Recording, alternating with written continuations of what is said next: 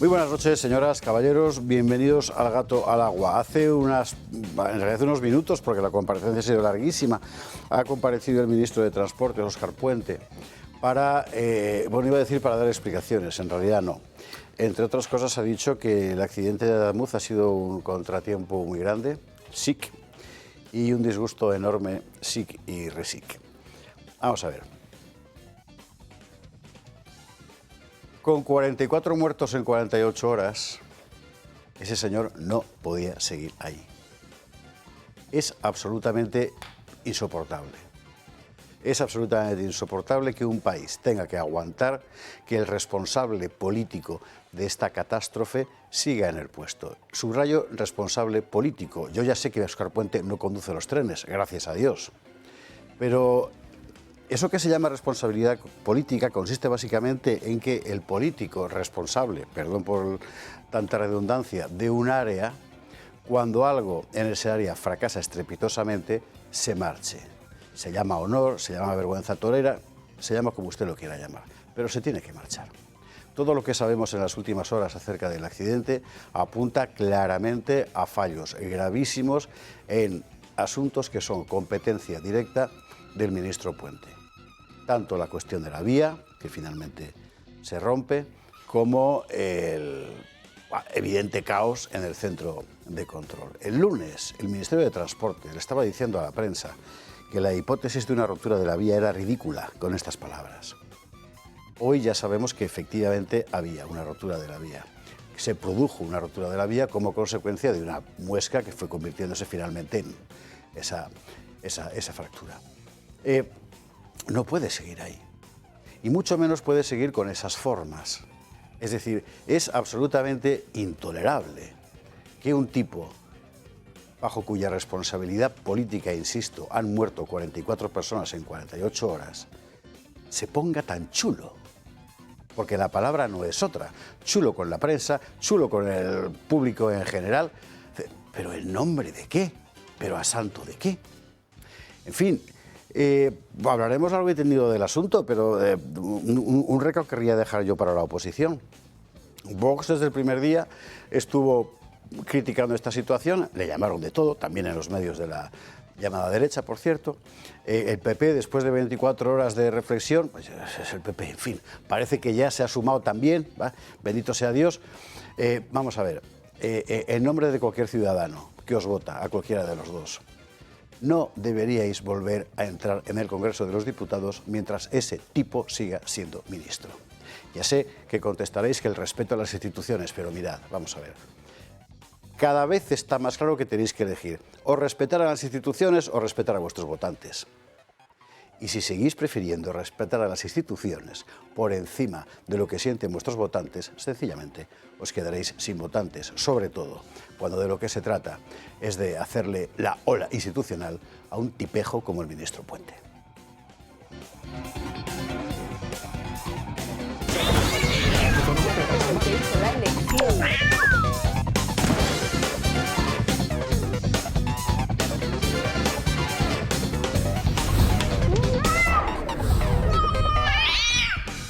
...20:48 en las Canarias. Antes de los titulares, una cosa importante tengo que decirle, porque es ese tipo de convocatoria a la que mucha gente asistiría si se enterara. Como parece que está habiendo problemas de difusión, lo difundimos nosotros. Tenemos funeral por Alfonso Usía en la Catedral Castrense.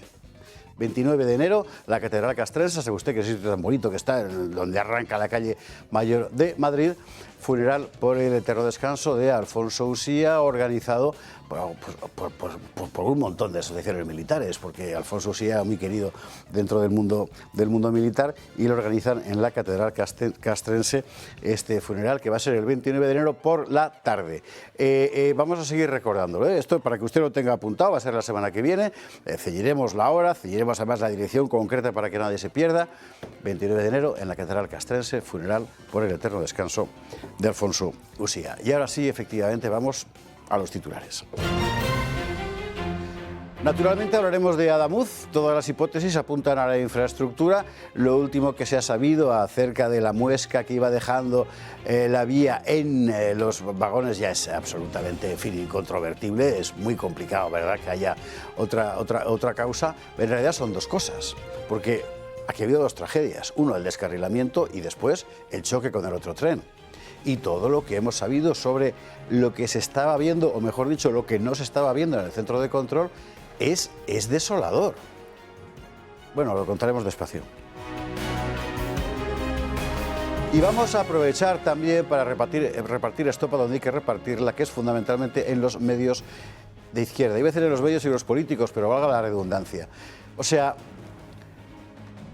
con la politización del dolor estamos, ¿sabe usted? O sea, esta misma gente a la que hemos visto llamar asesino a Amazon, asesina a Ayuso, asesina a Abascal, ni de cuento, estos están pidiéndonos que no digamos nada porque... Hombre, por favor, vamos a recordar quiénes son. Vamos a recordar quiénes son porque además siguen pretendiendo orientar a la opinión pública, cuando son una panda de vendidos. A ver, contaremos. Por lo demás, en política internacional, puñetazo de Trump en la mesa del foro de Davos, ya lo contábamos ayer, era lo que iba a pasar. Dicen que hay acuerdos sobre Groenlandia ya, en fin, esto es noticia del último minuto. Trump ha recordado allí también que él es 100% europeo, 100%, su padre es 100% alemán, su madre es 100% escocesa. Bueno, o al revés, la verdad es que da lo mismo. Ha estado allí el rey también, el rey ha dicho que algo así como que estamos en una geopolítica de tiempos ya pasados. Señor, con todos los respetos, la geopolítica por definición no cambia porque es geografía. Entonces, salvo que haya un corrimiento de continentes o salvo una falla en algún lado, la geopolítica sigue siendo la misma. Yo sé que el discurso se lo ha escrito Álvarez porque no había más que ver el tono, este épica cursi que se gasta Álvarez, ¿verdad? Pero, hombre, por favor, un poquito de corrección, en fin. Bueno, mire, no vamos a dejar de contar lo de Julio Iglesias, porque es que es el perfecto ejemplo de montaje de la izquierda. Lo que ha salido en la última semana es que las denunciantes son alguien que intercambiaba mensajes cariñosísimos con Julio, solo un año después de los hechos que supuestamente han sido objeto de la denuncia. La otra, una señora que tiene una... Bueno, esto es interesantísimo. Abrió una página erótica en OnlyFans, en el mismo lugar y en la misma época en la que decía que estaba siendo acosada por Julio Iglesias. Bueno, ¿qué es esto? Pero esto es un montaje, evidentemente. Yo no digo que Julio Iglesias no haya hecho nada, ¿no? Da igual, pero es evidente. ¿Y el periódico, que dijo que había hecho 3 años de investigación exhaustiva? Joder, pues vaya investigación. En fin, bueno, lo contaremos. Y vamos a hablar de corrupción socialista. Esto es lo que yo le había anunciado. Lo que yo le había anunciado era que hoy venía Marta Castro para ver cómo estaban todos y cada uno de los frentes judiciales abiertos por la corrupción. ¿Era poco? Pues no, pero hay uno más, porque hoy podemos contarle a usted que Vox se persona en la investigación judicial por el accidente de Adamuz. Tal cual. Así que como está Marta Castro aquí, pues no sé si va a tener una hora para estar con nosotros. Pero bueno, hay desde luego muchísimo de lo que hablar.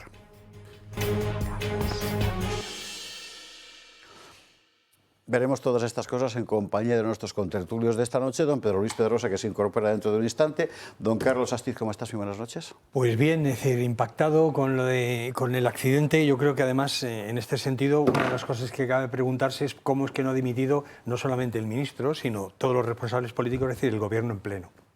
Porque es evidente que la situación de nuestras infraestructuras tiene que ver precisamente con la cantidad de ladrones que hay en la mafia gobernante, y me parece que en cualquier país decente hubiera dimitido, por supuesto, inmediatamente el ministro de Transportes, pero también prácticamente todo el gobierno. Eso hubiera pasado en cualquier país, es decir, en China los hubieran ejecutado directamente, estarían ya muertos. Pero en el conjunto de los países democráticos lo menos que pueden hacer es pedir disculpas, dimitir y esperar que los jueces y los técnicos hagan su trabajo. Aquí los únicos que parece que han demostrado que tenemos un país decente han sido los vecinos de Adamuz, la gente que ha ayudado, los servicios de emergencia. Y con esas condolencias que todos deseamos a las familias, a las víctimas, a los amigos de las víctimas, yo creo que hay que plantearse qué país tenemos. Porque los políticos, excepto Vox, ninguno de los partidos políticos en España ha pedido responsabilidades inmediatamente, que es lo que hay que hacer. en una situación como esta, es decir, hay que pedir responsabilidades a los responsables políticos. Luego habrá responsabilidades penales o responsabilidades técnicas o lo que sea, pero los responsables políticos tienen que asumirlas. Yo creo que en ese sentido solo Vox ha dado la talla, pero es que si hablamos de los periodistas, por la parte profesional que me toca, me parece que es una vergüenza. Es una vergüenza que los periodistas, los llamados periodistas, hayan consentido que el responsable político máximo vaya a hacerse una foto sobre los muertos y heridos, sin preguntas. ¿Pero esto qué es? ¿Es España un país decente? ¿Es un país mínimamente democrático? Me parece que es una vergüenza, que por eso, lógicamente, algunos les llaman furcias mediáticas, porque no son otra cosa. Entonces yo creo que en esta situación de indignación, lo que hay que hacer es salir a la calle, exigir responsabilidades, hacer una huelga en defensa de tus trabajadores, que es lo que ha hecho el sindicato de maquinistas. Me parece que eso es lo mínimo. Hay algunas convocatorias para este domingo enfrentarse o concentrarse frente a los ayuntamientos de cada localidad de España. ¿Qué menos que salir a la calle para exigir esas responsabilidades? Me parece que no podemos seguir mirando para otro lado, porque por esta vía llegará un momento en el que estemos ya tan destrozados a nivel de no solo de infraestructura, sino de infraestructura moral, que seamos Cuba, porque estamos yendo precisamente hacia ese modelo ya de desánimo, de control absoluto, y esto no puede ser. Carlos, bienvenido. Hablando de furcias mediáticas, no sé si usted sabe quién es Pedro Ballín. Es este señor que insultó a los valencianos cuando la riada. Un canalla que escribe. Este es el que estaba diciendo ayer que los accidentes de las cercanías de Cataluña habían sido por el cambio climático, porque llueve más. Vamos a ver, el fallecimiento de este chaval, el maquinista, en prácticas ha sido porque se estrelló el tren contra un muro de contención de una autopista. Muro que estaba para contener, no para desprenderse, es decir, no estaba bien hecho. No llovió torrencialmente más que otras veces, no ha sido por el cambio climático. Y lo sabe usted. Mire que yo me contengo poco lo que cuesta contenerse en este trabajo, de verdad. En fin. Bueno, Carlos, bienvenido, buenas noches. Doña Gabriela Cabuñas, ¿cómo estás? Pues consternada con el accidente que hemos sufrido, ¿no? Y toda España se duele ante esta barbarie. Y es claramente una consecuencia la más grave o la más brutal de la corrupción. Es que esto no deja de ser una consecuencia directa de una corrupción que ya no se cobra en billetes o ya no se cobra en sobres, sino que se cobra vidas, ¿no? Entonces, todos hemos visto los testimonios desgarradores de esa niña de 6 años que ha muerto, su padre, su madre, su hermano, su primo. Esa abuela que viajaba con sus nietos y su hijo y exhaló, sus últimas palabras fueron para decir me muero, llevaros a los niños. Un periodista muerto, un policía muerto, un capitán de la Legión desaparecido que estará muerto, una fotógrafa renombrada, es decir, representantes de lo que es España. Y la peor parte se la han llevado estas víctimas, pero que esto es un ataque contra toda la nación y contra toda España, porque todos los españoles somos usuarios de estos trenes y de este servicio público. Y ya no pedimos que lleguen a tiempo. Decían, ¿no? Había un tiempo en el que los trenes llegaran a tiempo. Pues había un tiempo también en el que coger un tren no era jugarse la vida, ¿no? Entonces, un abrazo emocionado a todas esas familiares, amigos de esas víctimas, y que estará en nuestro recuerdo, y que en la medida de lo posible y nuestra granita de arena esperemos que esto no quede así y exigiremos las responsabilidades que toquen. Gabriela, bienvenida, buenas noches. Cerrando mesa, antes de que llegue Pedrosa, la invitada estelar de la noche, doña Marta Castro. ¿Qué tal? Buenas noches. Buenas noches, muchas gracias. Vamos a empezar, antes de irnos a la publi, hacemos la pausa y luego ya entramos en materia con la primicia del día, que es vuestra personación en el asunto este, pero nos contaban ayer en Liberum que ya había una causa presentada, tiene que ver, me imagino que con algo diferente al escenario donde entráis vosotros. O sea, ¿hay ya un sitio donde personarse? Claro, ten en cuenta que ya el juzgado de guardia, desde el primer momento, tiene que atender el levantamiento de cadáveres, revisar la zona, la investigación, con que están en guardia desde el primer momento, es parte de ese mecanismo que se pone en marcha en una tragedia, en una emergencia como la que nos encontramos. Entonces, por parte de Vox hemos primero, claro, los primeros en exigir las responsabilidades políticas, y inmediatamente, en cuanto van saliendo y aflorando datos que son los que nos pueden facilitar hacer un análisis riguroso sobre las responsabilidades penales que también se derivan de todas estas actuaciones, de las actuaciones de la tragedia y de la investigación que se está llevando. Entonces, hay unas actuaciones penales en las que se han dedicado con más de 40 forenses a hacer los correspondientes levantamientos de cadáveres y dar cuenta de los identificados y de los lesionados que se han... esa es la primera medida urgente. Hemos esperado un par de días hasta que hemos podido analizar todos los datos que han ido saliendo, los testimonios, y que tenemos ya una idea más o menos consolidada de unos indicios que pueden apuntar ya a responsabilidades penales también. Entonces nos hemos personado y hemos pedido dos medidas cautelares urgentes a la vista de lo que ha ocurrido en otros accidentes ferroviarios, que tristemente hemos también padecido, también en los atentados del 11M.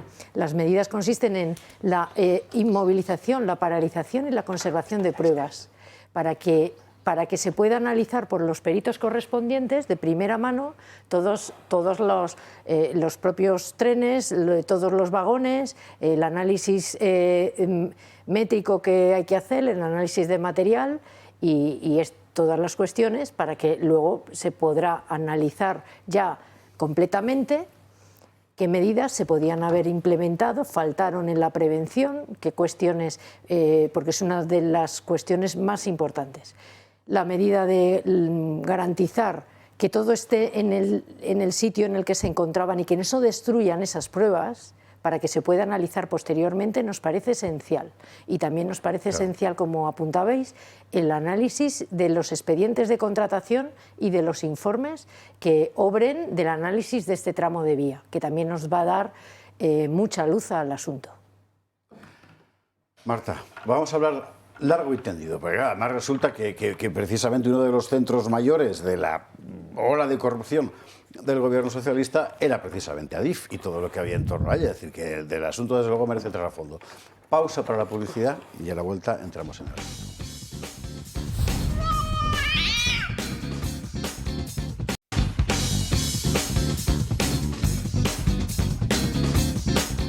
...22:06, 21:06 en Canarias. Dos noticias antes de entrar en materia. Una, acaba de declararse un incendio en el centro de convenciones de Davos, que ha tenido que ser evacuado.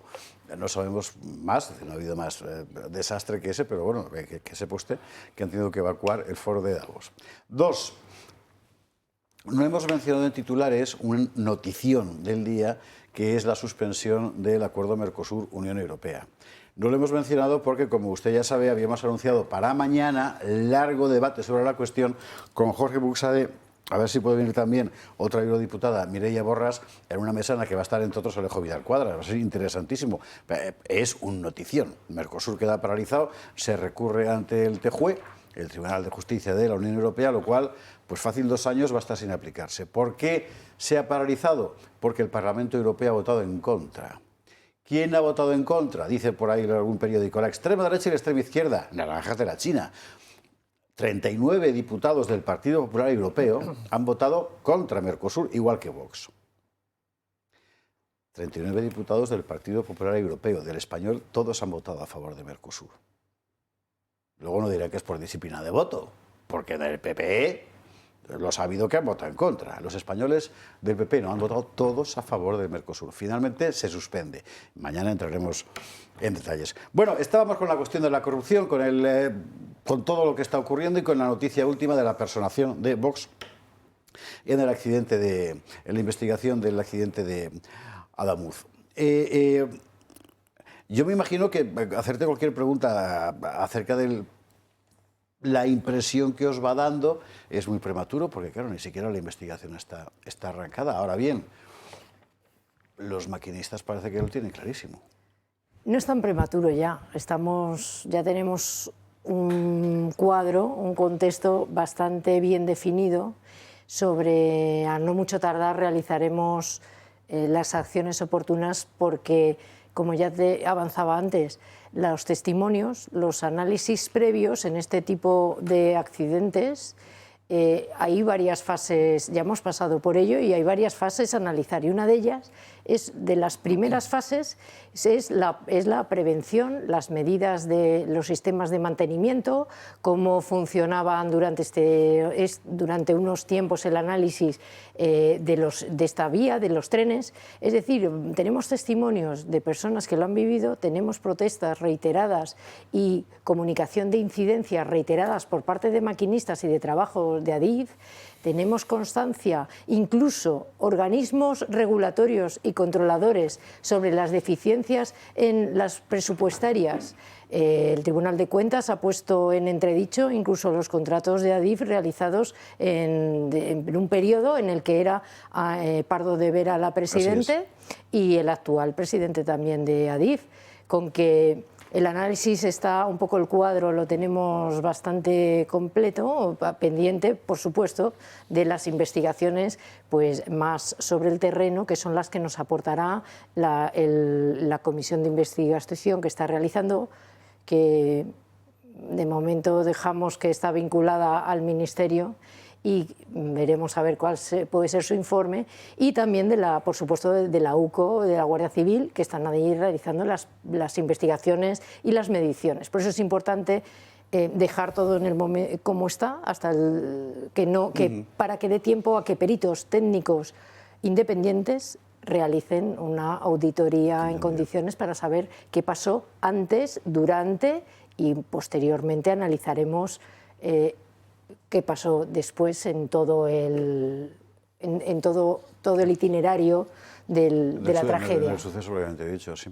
La cuestión de Adif es muy importante. No he presentado a Pedro Luis Pedrosa, que se acaba. Conste que le he presentado in absentia, pero bueno, ahora está sentado. ¿Qué tal, Pedro? Buenas noches, ¿cómo estás? Bien, todo bien, gracias. Disculpen. No, faltaría más. Cosas están complicadas. La cuestión de Adif. La cuestión de Adif es muy importante. Vamos a ver, ha sido el principal beneficiario, es más, ha sido el primer y el segundo principal beneficiario de los fondos de la Unión Europea.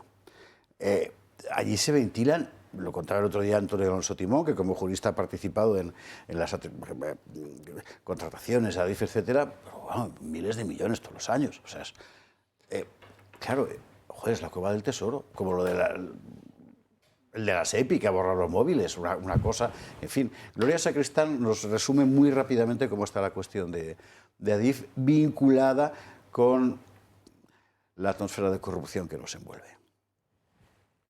Cada vez cobra más fuerza la hipótesis de que los materiales presentes en la vía ferroviaria de Adamuz no funcionaron correctamente. Por ello, resulta relevante analizar la adjudicación que se llevaron varias empresas para la modificación de ese tramo de la vía entre Madrid y Sevilla. La obra se la llevó una UTE en la que participó ASBI, empresa vinculada a Koldo García, con un 25% de participación en el contrato. Ahora hemos conocido que ASBI impuso un sobrecoste de 6 millones de euros. El contrato estaba valorado inicialmente en 52 millones, pero terminó disparándose hasta casi los 59 millones tras aprobarse un sobrecoste de 6 millones de euros y un año de plazo extra. Adif y Transportes justificaron el incremento por problemas técnicos. Sin embargo, la modificación llegó sin concurso público. Lo llamativo viene con el historial de ASBI por la contratación en 2023 de Koldo García y de su mujer para realizar labores de consultoría en Latinoamérica. Ambos recibían 6.000 euros al mes con una prima de éxito del 0,75% del total de cada proyecto, hasta un máximo de 350.000 euros por operación. En total, la constructora sevillana ha conseguido adjudicaciones de más de 165 millones de euros. Solo entre junio y septiembre de 2019, ASBI recibió casi 50 millones en 3 contratos de la Dirección General de Carreteras. Y lo extraño es que la constructora ganaba los contratos con valoraciones subjetivas hinchadas, pese a no presentar la mejor oferta económica. Era Isabel Pardo de Vera, imputada, por cierto, en la Audiencia Nacional, la que estaba al frente de estas licitaciones para renovar la vía Madrid-Sevilla. En aquel momento era la número 2 de Transportes, aunque Pardo de Vera también ha estado al frente de Adif cuando se planificaron las obras en la vía accidentada. Claro, dentro del complicadísimo organigrama de la corrupción socialista, Adif está en el centro. Absolutamente, no solo ahora por este contrato, sino que esta empresa, ya habéis dicho que estaba vinculada a Koldo, es que esta misma empresa está investigada en otros contratos. Está secreta la pieza de la Audiencia Nacional en la que, después de aflorar una punta de iceberg que ya teníamos durante este último año y medio, pues han tenido que abrir otra pieza e investigar profundamente la contratación irregular, cuando ya algunos de los contratos precisamente de Adif, de Puertos del Estado, del Ministerio de Interior y del Ministerio de Medio Ambiente estaban siendo investigados ya, con que si no está la vía o precisamente el tramo de vía que estaba siendo investigado en la Audiencia Nacional, ahora desde luego se pone de manifiesto esta vinculación.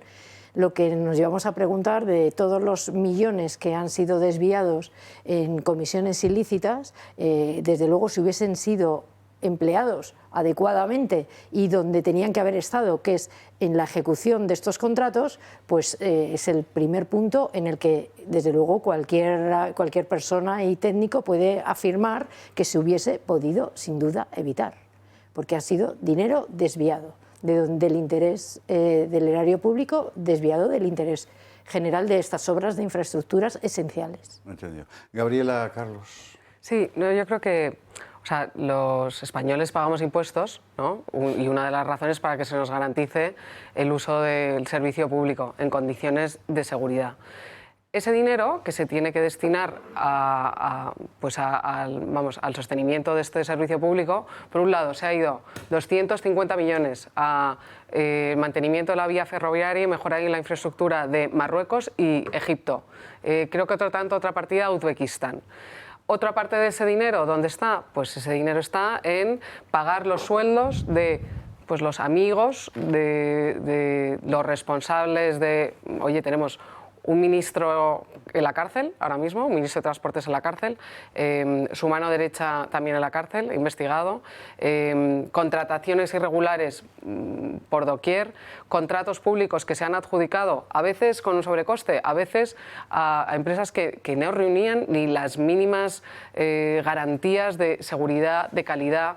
Una de ellas las hemos visto, es Advi, que es la que provee el material, creo que se llama alabastro, ¿no? El balastro, para que las vías no tiemblen, ¿no? Y es exactamente esa empresa la que ha proporcionado ese material, ¿no? Es una absoluta vergüenza y es una absoluta barbarie lo que estamos viviendo. En verano del 2025 se suprime la unidad de emergencias de transporte, que es exactamente la que está dedicada a prevenir accidentes en la vía. El SEMAF, el sindicato de los maquinistas, que son los que están en la vía, que son los que ven el temblor, que son los que oyen las vías, denuncia el malestar general de todas las vías, y pide, por favor, medidas. Óscar Puente llama derecha paleta a aquellos que alertaron de ese riesgo. A ver si es capaz de llamar derecha paleta a esos maquinistas que han muerto, cuyo sindicato alertó del riesgo, porque no sé, cosas más raras hemos visto, ¿no? Luego, por otro lado, José Javier, y lo hemos visto aquí, los incidentes, se os pueden contar lo que quieran de la vía, de la rueda, los incidentes han sido continuos. Sí. Yo he estado encerrada me acuerdo perfectamente, comentando este tema, 14 horas en un tren por no sé qué pasaba en la catenaria, otra vez también parada porque habían robado cierta línea de cobre. O sea, eso lo han vivido los españoles, los incidentes continuos. Y si los incidentes continuos no se ponen las medidas, pues se convierten en accidentes que se podían haber evitado, en accidentes que además vienen de no invertir en nuestro dinero, en nuestra seguridad, que se lo han llevado 2 o 3 políticos y sus amigos y las líneas de corrupción u otros países, y en la politización ya pues no sé, ya no de las instituciones, sino de nuestra propia seguridad. Es que hay un miedo. Yo ahora mismo no recomendaría a nadie coger un tren, yo no me fío, pero no sé si las carreteras están bien, tampoco sé en qué estado está la sanidad. Pues mira, de momento lo que han hecho ha sido, si no me equivoco,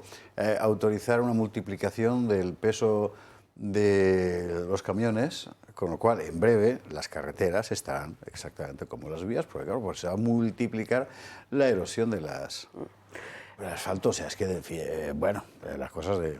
Sí. Y eso sí, y luego otro apunte, porque también he estado mirando impactos de género en las líneas ferroviarias, informes, impactos medioambientales, emisiones de huella cero, net cero para 2030. El propio IRIO, vamos, todos los espectadores lo sabrán que habían cogido un IRIO. El logo, nada más ver al IRIO, es Agenda 2030, ¿no? Entonces, miles de informes, gastos técnicos, peritos, en medir la huella de carbono, en la sostenibilidad del tren, el impacto de la violencia de género, zona segura de violencia de género en los trenes.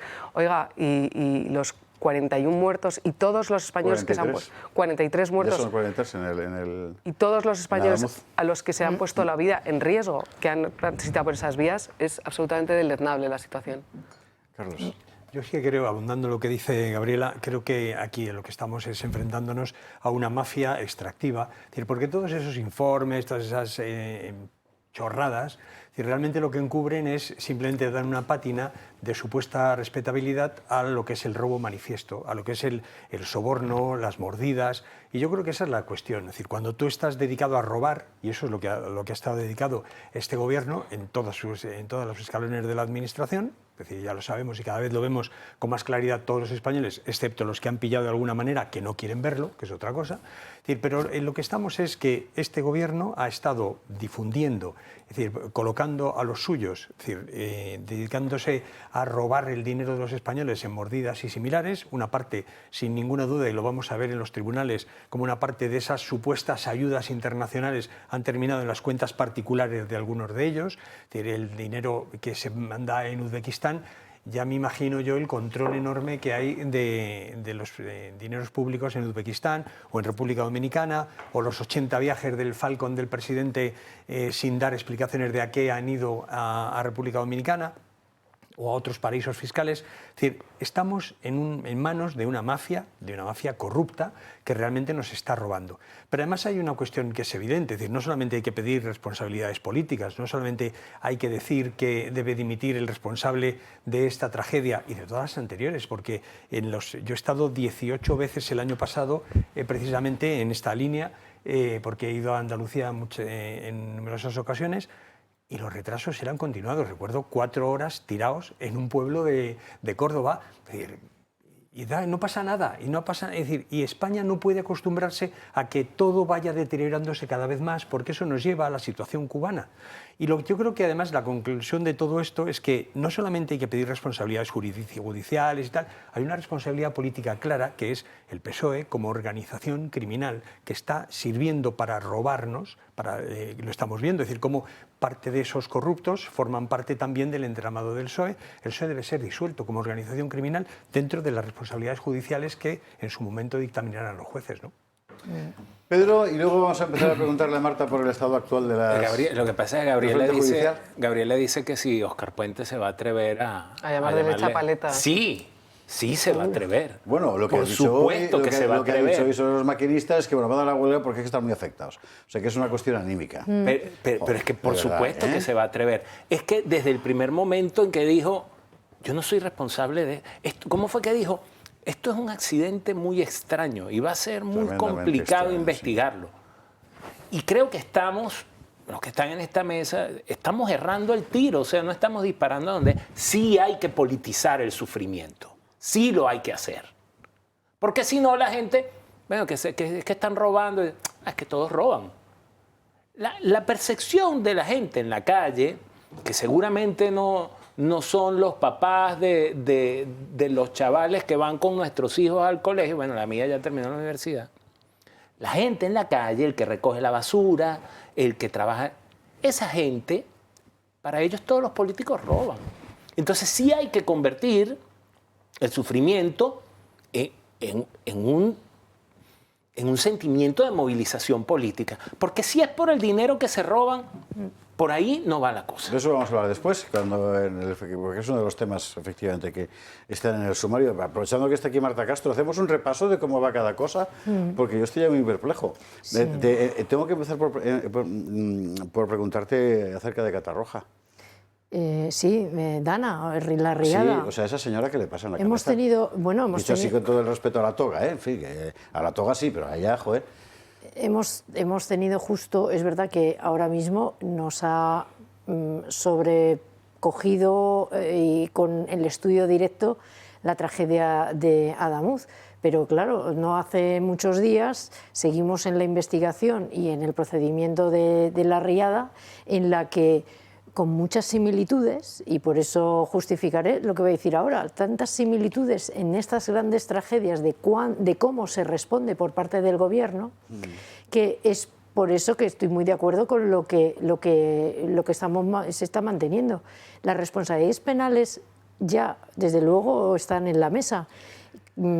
Seguro que vamos a no mucho tardar, nosotros apuntaremos a los delitos en los que tanto por la contratación como afectan los derechos también fundamentales de los propios trabajadores, los maquinistas, además de los ciudadanos, a los propios empleados de Adif se van a exigir.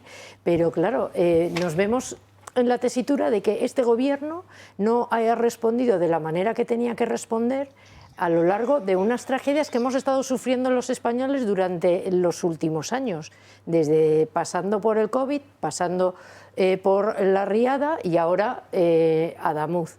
Resulta que en medio explota toda una investigación sobre contratación que demuestra que mientras los españoles estaban sufriendo, el Gobierno estaba haciendo negocio. Ya lo vimos ya desde el COVID y las mascarillas, que esa es la punta de lanza por la que se empieza a investigar todos los casos. Resulta que también el análisis competencial a donde quieren llevar este Gobierno es como hay comunidades autónomas que pueden ser competentes, y que se investigue aquellos en las que a nosotros nos convenga, que es lo que estamos viendo en Valencia.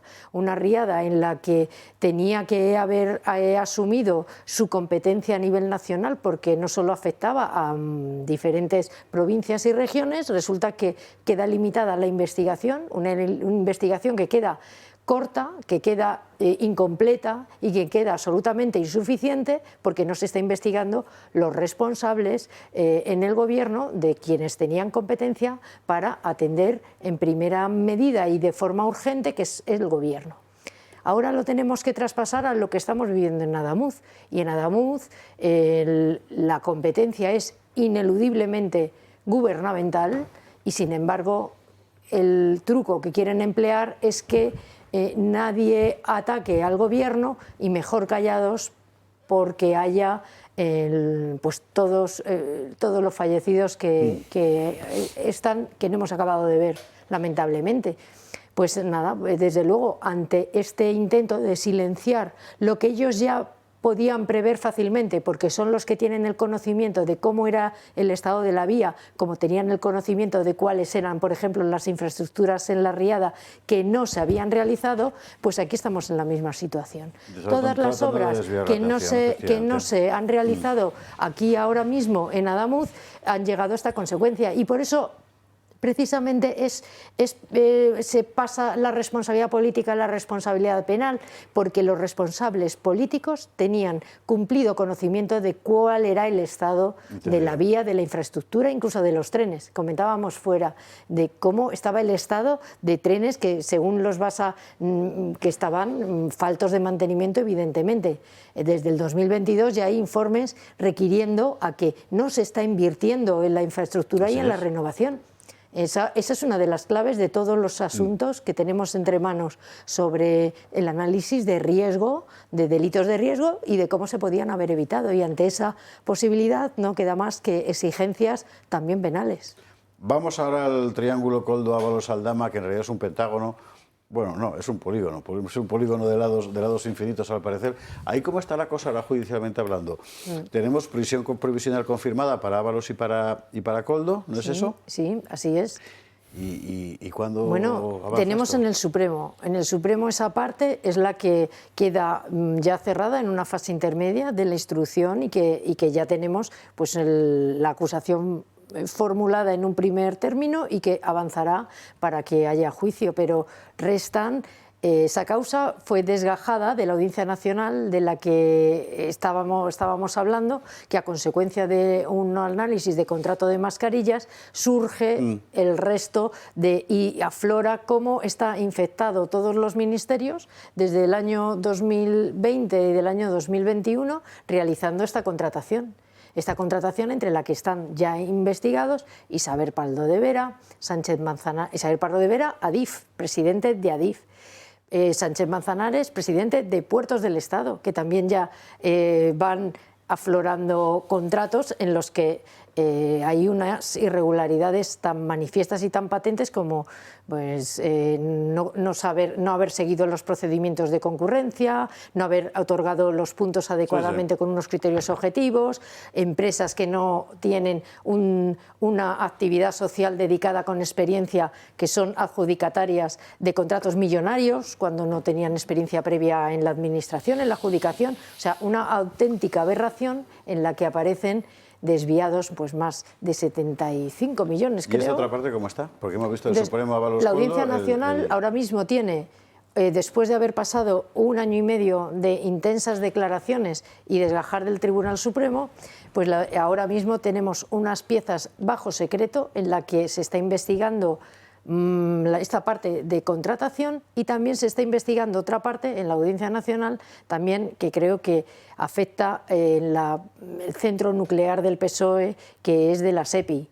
No podemos, nos come la actualidad, pero es importantísimo cómo la SEPI, otro organismo dependiente del Ministerio de Hacienda, repartió millones a empresas similares que no cumplían los requisitos necesarios para repartir los fondos europeos de ayuda. Aquí es donde el presidente de la SEPI, el expresidente de la SEPI, el amigo de María Jesús Montero, borró todo de su móvil las conversaciones, entre otras con Leire, que por el contrario no los borró, con lo cual sí que conocemos las conversaciones, claro. Sí, la verdad es que a veces los asuntos, al asunto nuclear, que es el central de la Audiencia Nacional de mascarillas, se unió y se ha unido y todavía seguimos los de hidrocarburos, sí, que son en los que el MITECO también está implicado de forma directa y que es ese el caso nexo de conexión que nos conecta con los beneficios de la SEPI y que nos conecta también, pues precisamente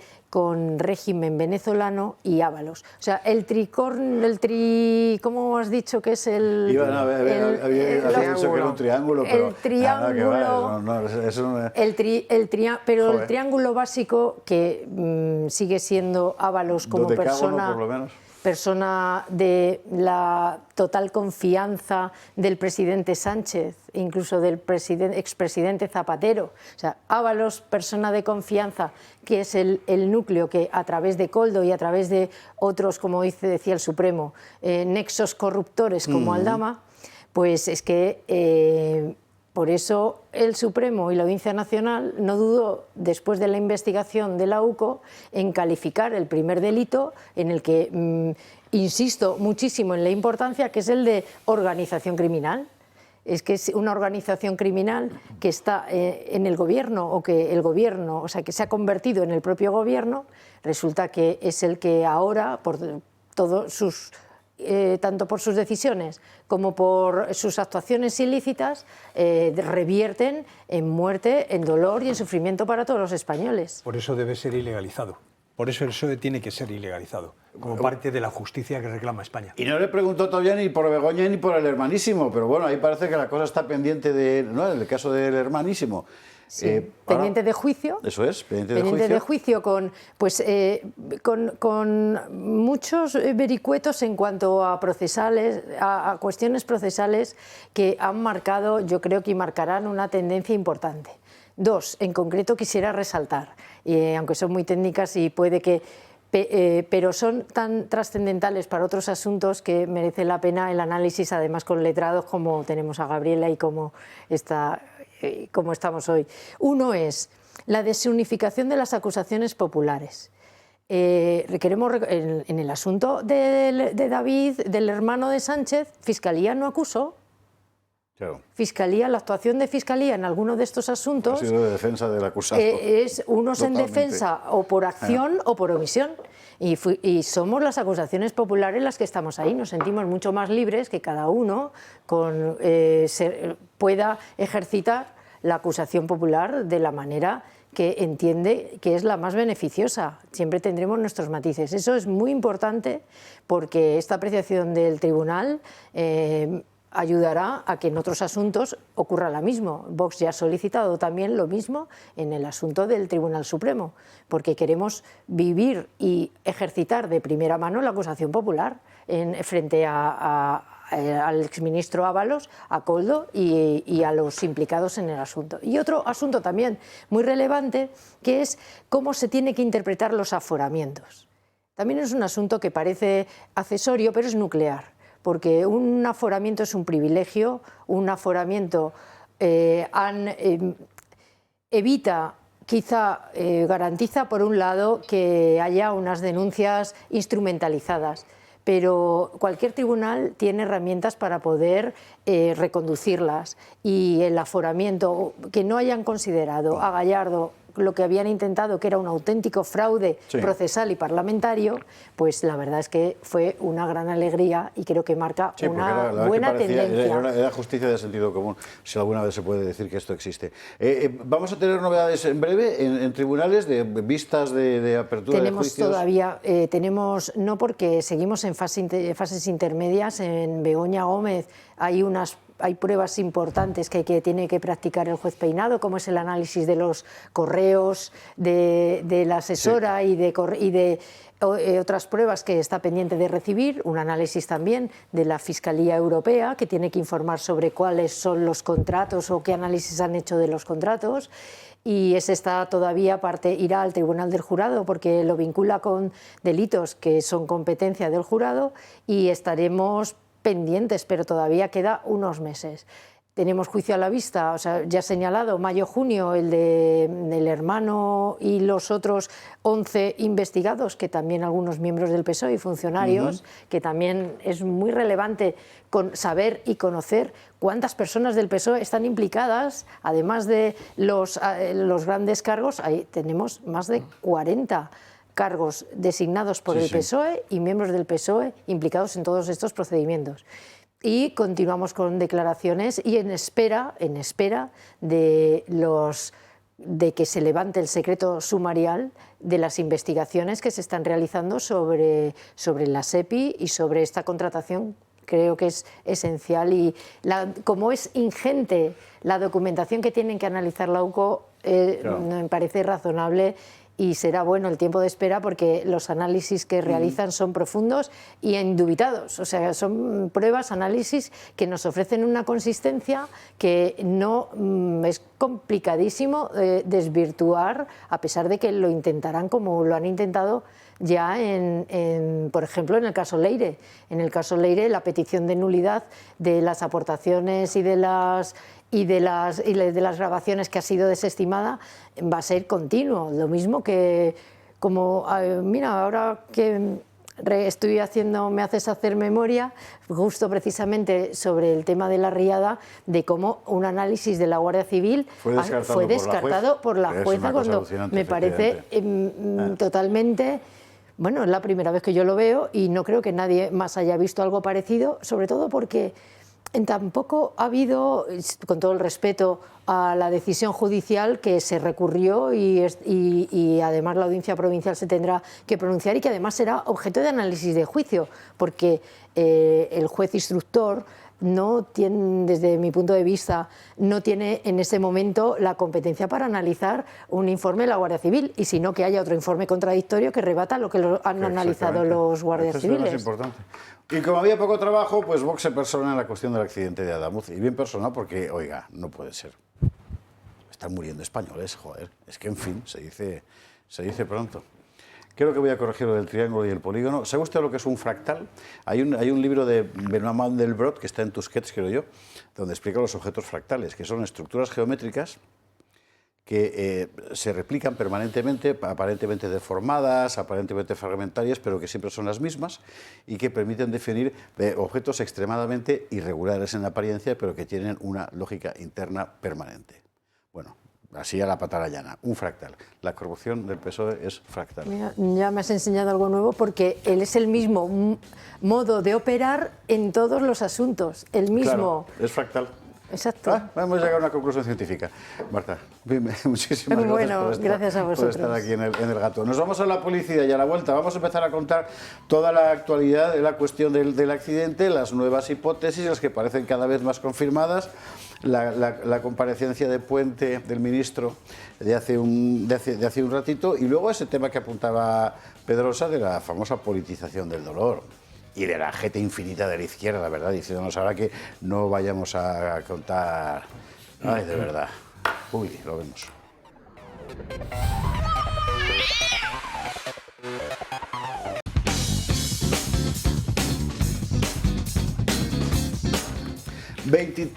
...2:45, 21:45 en las Islas Canarias, y nosotros vamos a empezar ya con toda la información sobre la cuestión del accidente, que lógicamente sigue acaparando la atención de todos los españoles y no es para menos. Vamos a contar lo que vamos sabiendo, la información que ha ido apareciendo, y ahora empezamos a comentarla. Hay que empezar por... ¿Se acuerda usted que anoche dimos, según salió, el audio de la conversación del maquinista del tren Irio con el centro de control en Atocha? Que nos dejó un montón de incógnitas. Buena parte de esas incógnitas se han ido solucionando en las horas siguientes, pero es que además ha aparecido otro audio que es una conversación del mismo centro con el Alvia, y concretamente con una interventora del Alvia. Es terrible decirlo, pero en el centro de control no se enteraron del accidente hasta que un conductor de un tercer tren lo paró y se bajó con una linterna para ver lo que había pasado. Es que es impresionante. Esta es la historia. En la primera llamada entre el conductor del tren Irio y el centro de mando de Adif en Atocha, el maquinista habla de un enganchón. 6189, aquí Atocha, dime. Hola Atocha, mira, acabo de sufrir un enganchón a la altura de Adamuz. En este primer contacto, el maquinista no es consciente de que ha descarrilado y ha chocado con otro tren. Solo 4 minutos después, el conductor realiza una segunda llamada tras revisar el estado del tren. Ahora sí, habla de descarrilamiento, pero no menciona ninguna colisión. 6189, aquí Atocha. Hola Atocha, 6189, mira, comunicarles que es un descarrilamiento, estoy invadiendo la vía contigua, repito. Descarrilamiento, estoy invadiendo la vía contigua. Vale, venga, recibido. Pues gracias por avisar. El tráfico de más vías urgentemente, por favor. Sí, no hay ningún tren llegando. Y tengo incendio también. Necesito abandonar la cabina porque tengo que verificar, ¿vale? Que tengo un coche enseñando. Y necesito que envíen, por favor, también un servicio de urgencia a bomberos y ambulancias, que tengo también heridos en el tren. Vale. En esta grabación, Atocha no menciona al tren Alvia e informan al maquinista de que no hay ningún tren llegando. Según el ministro Óscar Puente, se da esa información porque el choque ya se había producido. Porque el Alvia ya había pasado y el choque ya se había producido.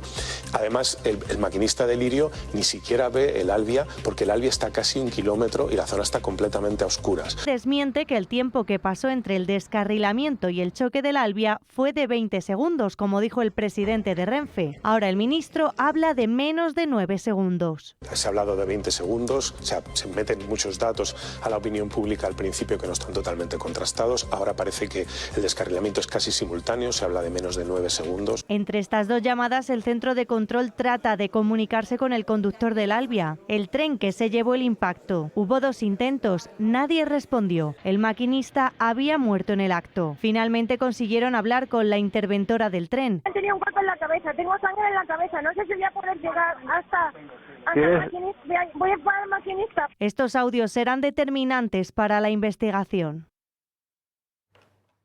Esta última conversación, por cierto, en fin, yo entiendo que en estas circunstancias es muy difícil, muy aventurado y seguramente muy injusto criticar a nadie, pero tengo que decir que a mí personalmente la actitud del centro de control,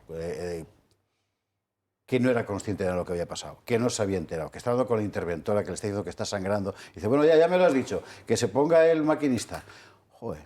En fin, la impresión que le deja a uno es que ¿quién controla esto? 2 cosas. de lo que vamos sabiendo, y ahora lo veremos en detalle, tanto la famosa muesca de la vía que provoca el descarrilamiento, en principio parece que es la hipótesis más segura, como el que no se vea el tren que viene después, las dos cosas son responsabilidad de Adif, las dos. Bueno, en cuanto a las hipótesis, también nos las resume aquí Marina Neila. En un arroyo, ahí han encontrado una pieza decisiva en la investigación. Se trata de un bogie, una estructura que está anclada a las ruedas del tren, a 270 metros de la vía. Lo ha hecho un fotógrafo del New York Times. El periódico dice que su fotógrafo se topó con la pieza que estaba sin acordonar y sin marcar. Los investigadores y el ministro Óscar Puente dicen que la tenían controlada desde el lunes. Vamos a ver, la pieza se localiza, estaba yo en el momento que se localizó en el lugar de los hechos, se localiza el lunes por la mañana.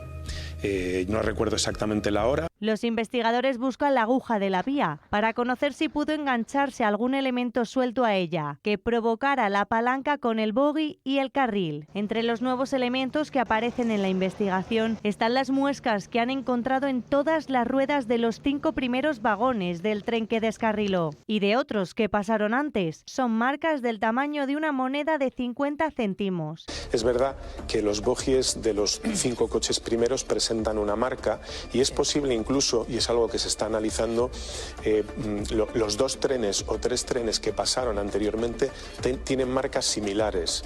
La cuestión ahora es conocer por qué se han producido esas marcas, qué es lo que las ha hecho, si había algo sobre las vías, si era la propia vía que estaba empezando a romperse. Es decir, en este momento no es posible establecer una conclusión. Según Reuters, la agencia de noticias británica, el fallo estaría en la propia vía, en concreto en una junta rota, y añaden, citando a fuentes de la investigación, que el fallo existía desde hace tiempo.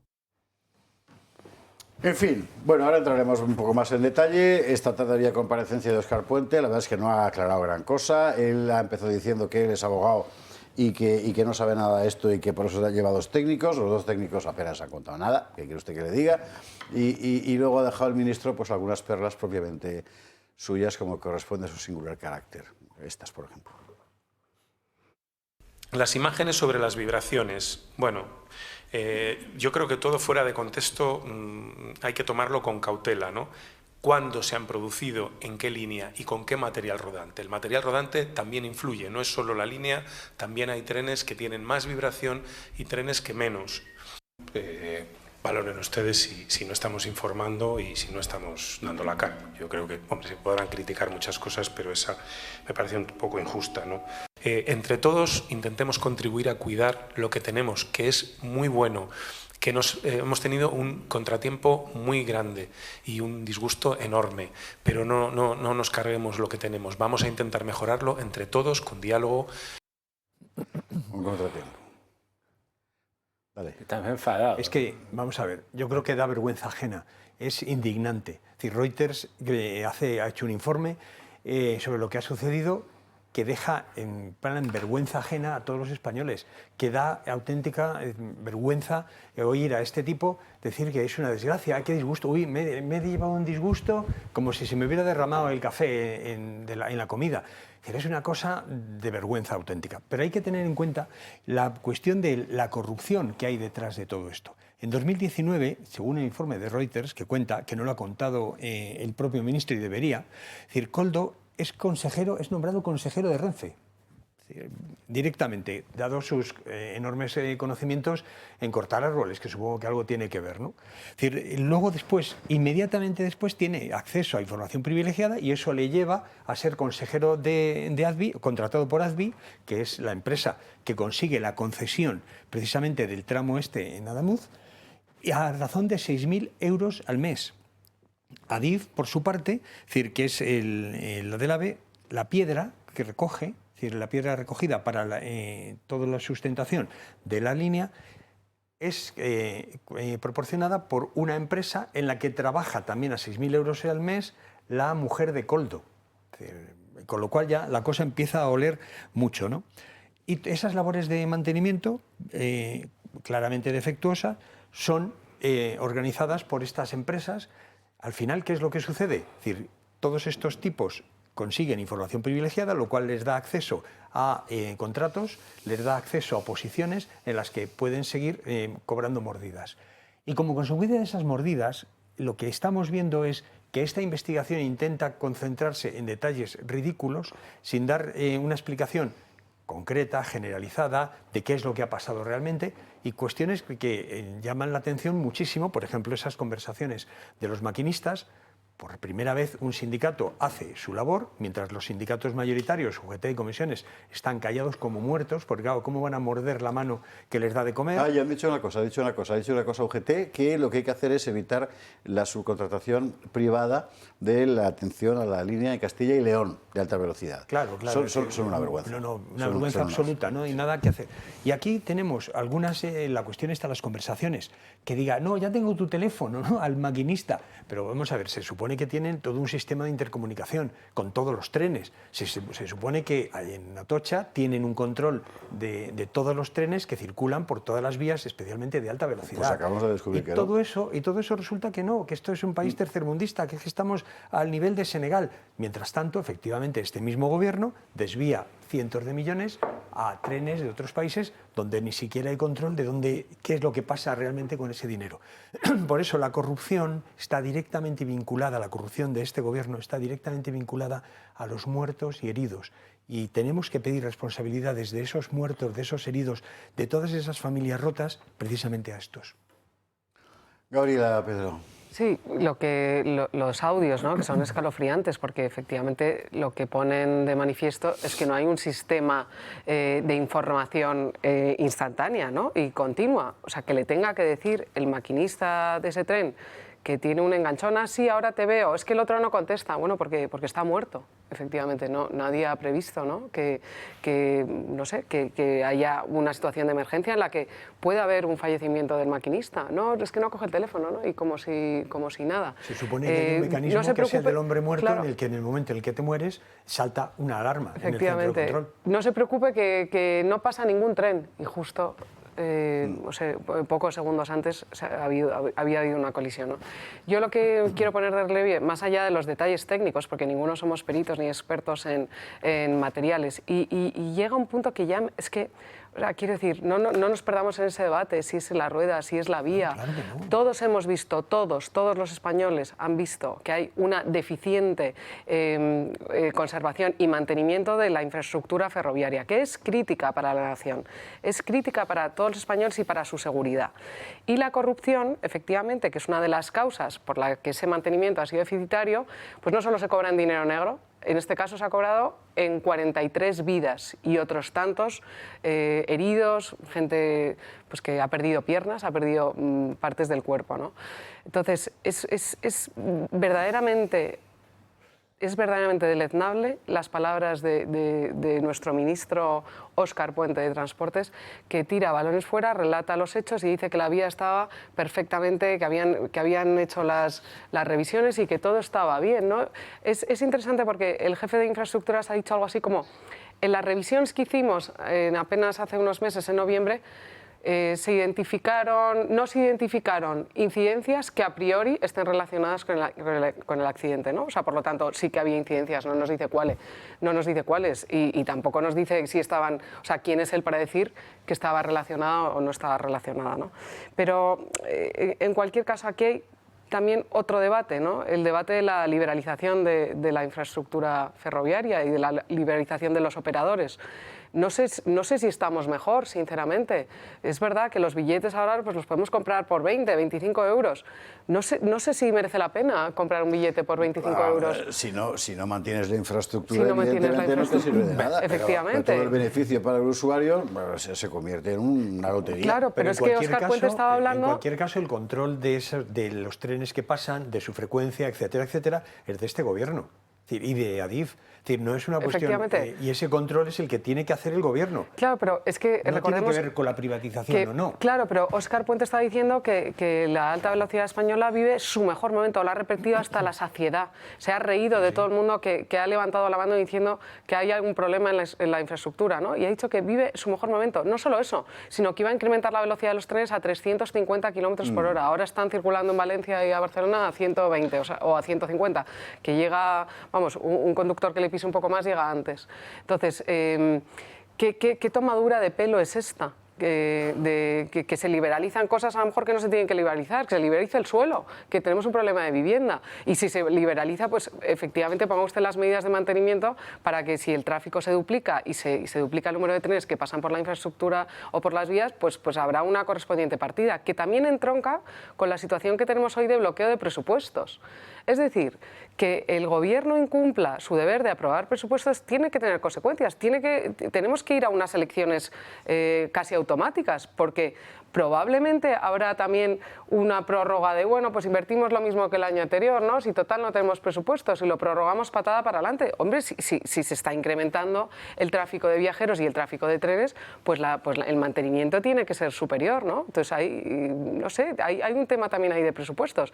Y efectivamente la tercera causa, que es la corrupción. Y todo esto, de verdad, que las víctimas, que son estas 43 personas y todos los heridos, pero es que es la propia nación española la que ha sufrido también el ataque. O sea, el delito, que en su caso se dilucide y se revisarán las responsabilidades técnicas, las responsabilidades de los entes públicos y la responsabilidad penal, si hay personal. El delito ya no solo va a ser el homicidio imprudente o las lesiones causadas por negligencia grave, sino que hay un tema, o hay un ataque a la seguridad colectiva española en el transporte ferroviario. Más allá de, pues no sé, una posible también prevaricación. Ustedes sabían, los maquinistas se lo pusieron encima de la mesa, no les hicieron caso. Las incidencias estaban, vamos, cada día había una incidencia. Suprimieron el organismo que tiene la responsabilidad de prevenir esos accidentes. Ustedes por omisión han prevaricado. En fin. Lo que pasa es que mientras ellos sean gobierno, todo va a quedar en palabras al aire. Porque no sé si el delito es prevaricación, homicidio culposo, pero nadie va a accionar en ese sentido. Aquí el problema es que, decimos en Venezuela, eso que ustedes llaman el cabreo, es que la rechera sea un sentimiento nacional. Y mientras eso no suceda, pues la gente seguirá llevando el rosario, así como el señor Fidel, que dice que la mamá iba rezando el rosario cuando ocurrió el accidente y que fue un testimonio sumamente conmovedor. Entonces, si la gente no se molesta verdaderamente, seguirá exponiendo su vida. Porque esta gente va a seguir, dicen ustedes acá, echando balones. Van a seguirlo haciendo, no les interesa. Van a seguir llamándole fachas a los demás. Hay unos comentarios en Instagram, un señor quejándose y entonces una mujer responde, este señor está alienado por la ultraderecha. Y yo, hombre, mujer, sí, si tú dices eso es porque seguramente tienes la cabeza llena de excremento. Y hay mucha gente así. Y el tema es que no terminan de darse soluciones porque estamos esperando que el sistema, que ya no funciona, solucione los problemas que el mismo sistema ha generado. A esta gente hay que sacarla con agua hirviendo.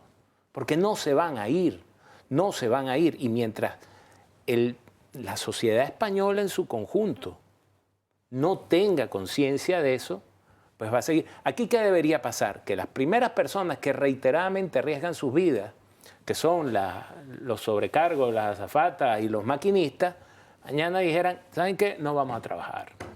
Hay una huelga, hay un parón convocado, ¿no? Y bueno, 2 días, si no me equivoco. Y al no pararse... Por cierto, a mí me va a afectar porque tengo un viaje previsto para esas fechas, pero yo apoyo ese parón. Exacto, pero es que a eso voy.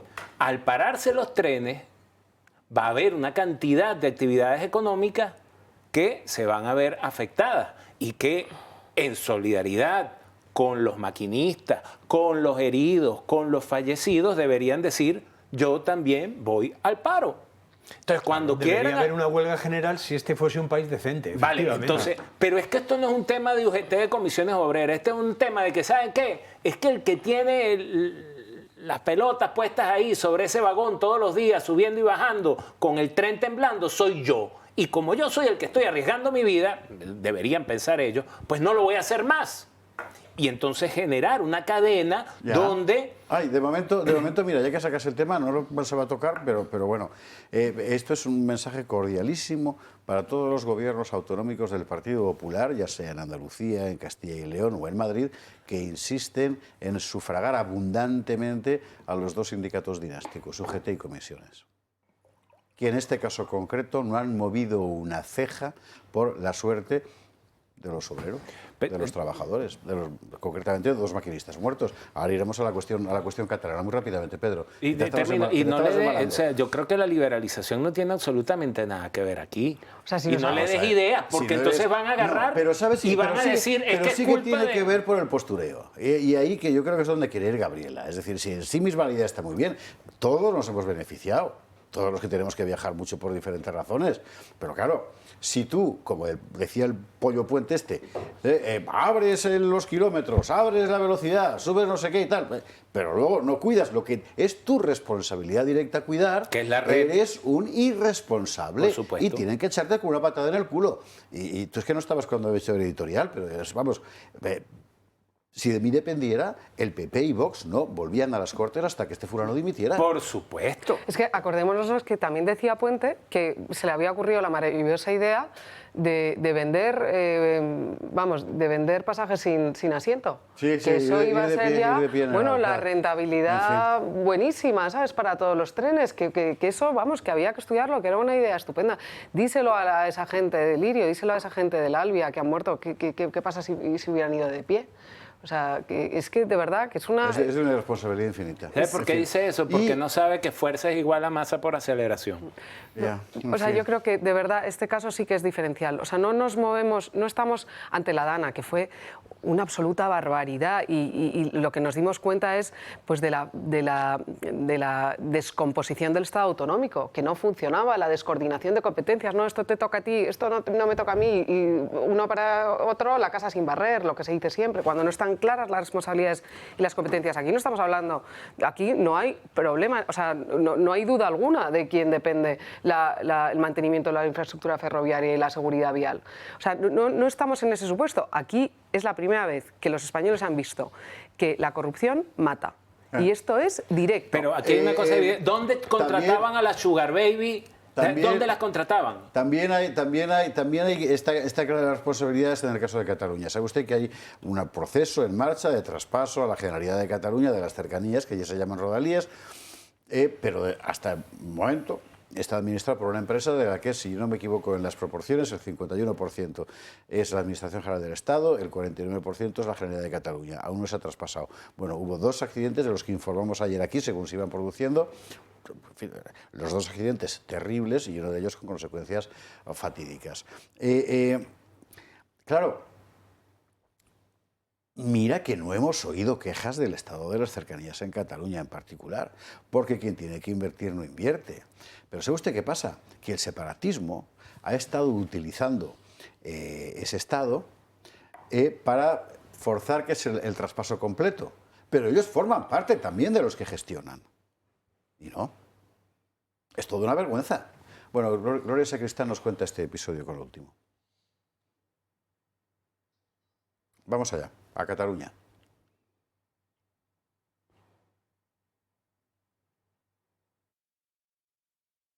Poco más de 24 horas después del terrible accidente sucedido en Adamuz, un tren de la línea R4 de Rodalies descarriló en Barcelona, concretamente en la estación de Gelida, a unos 40 kilómetros de la capital catalana.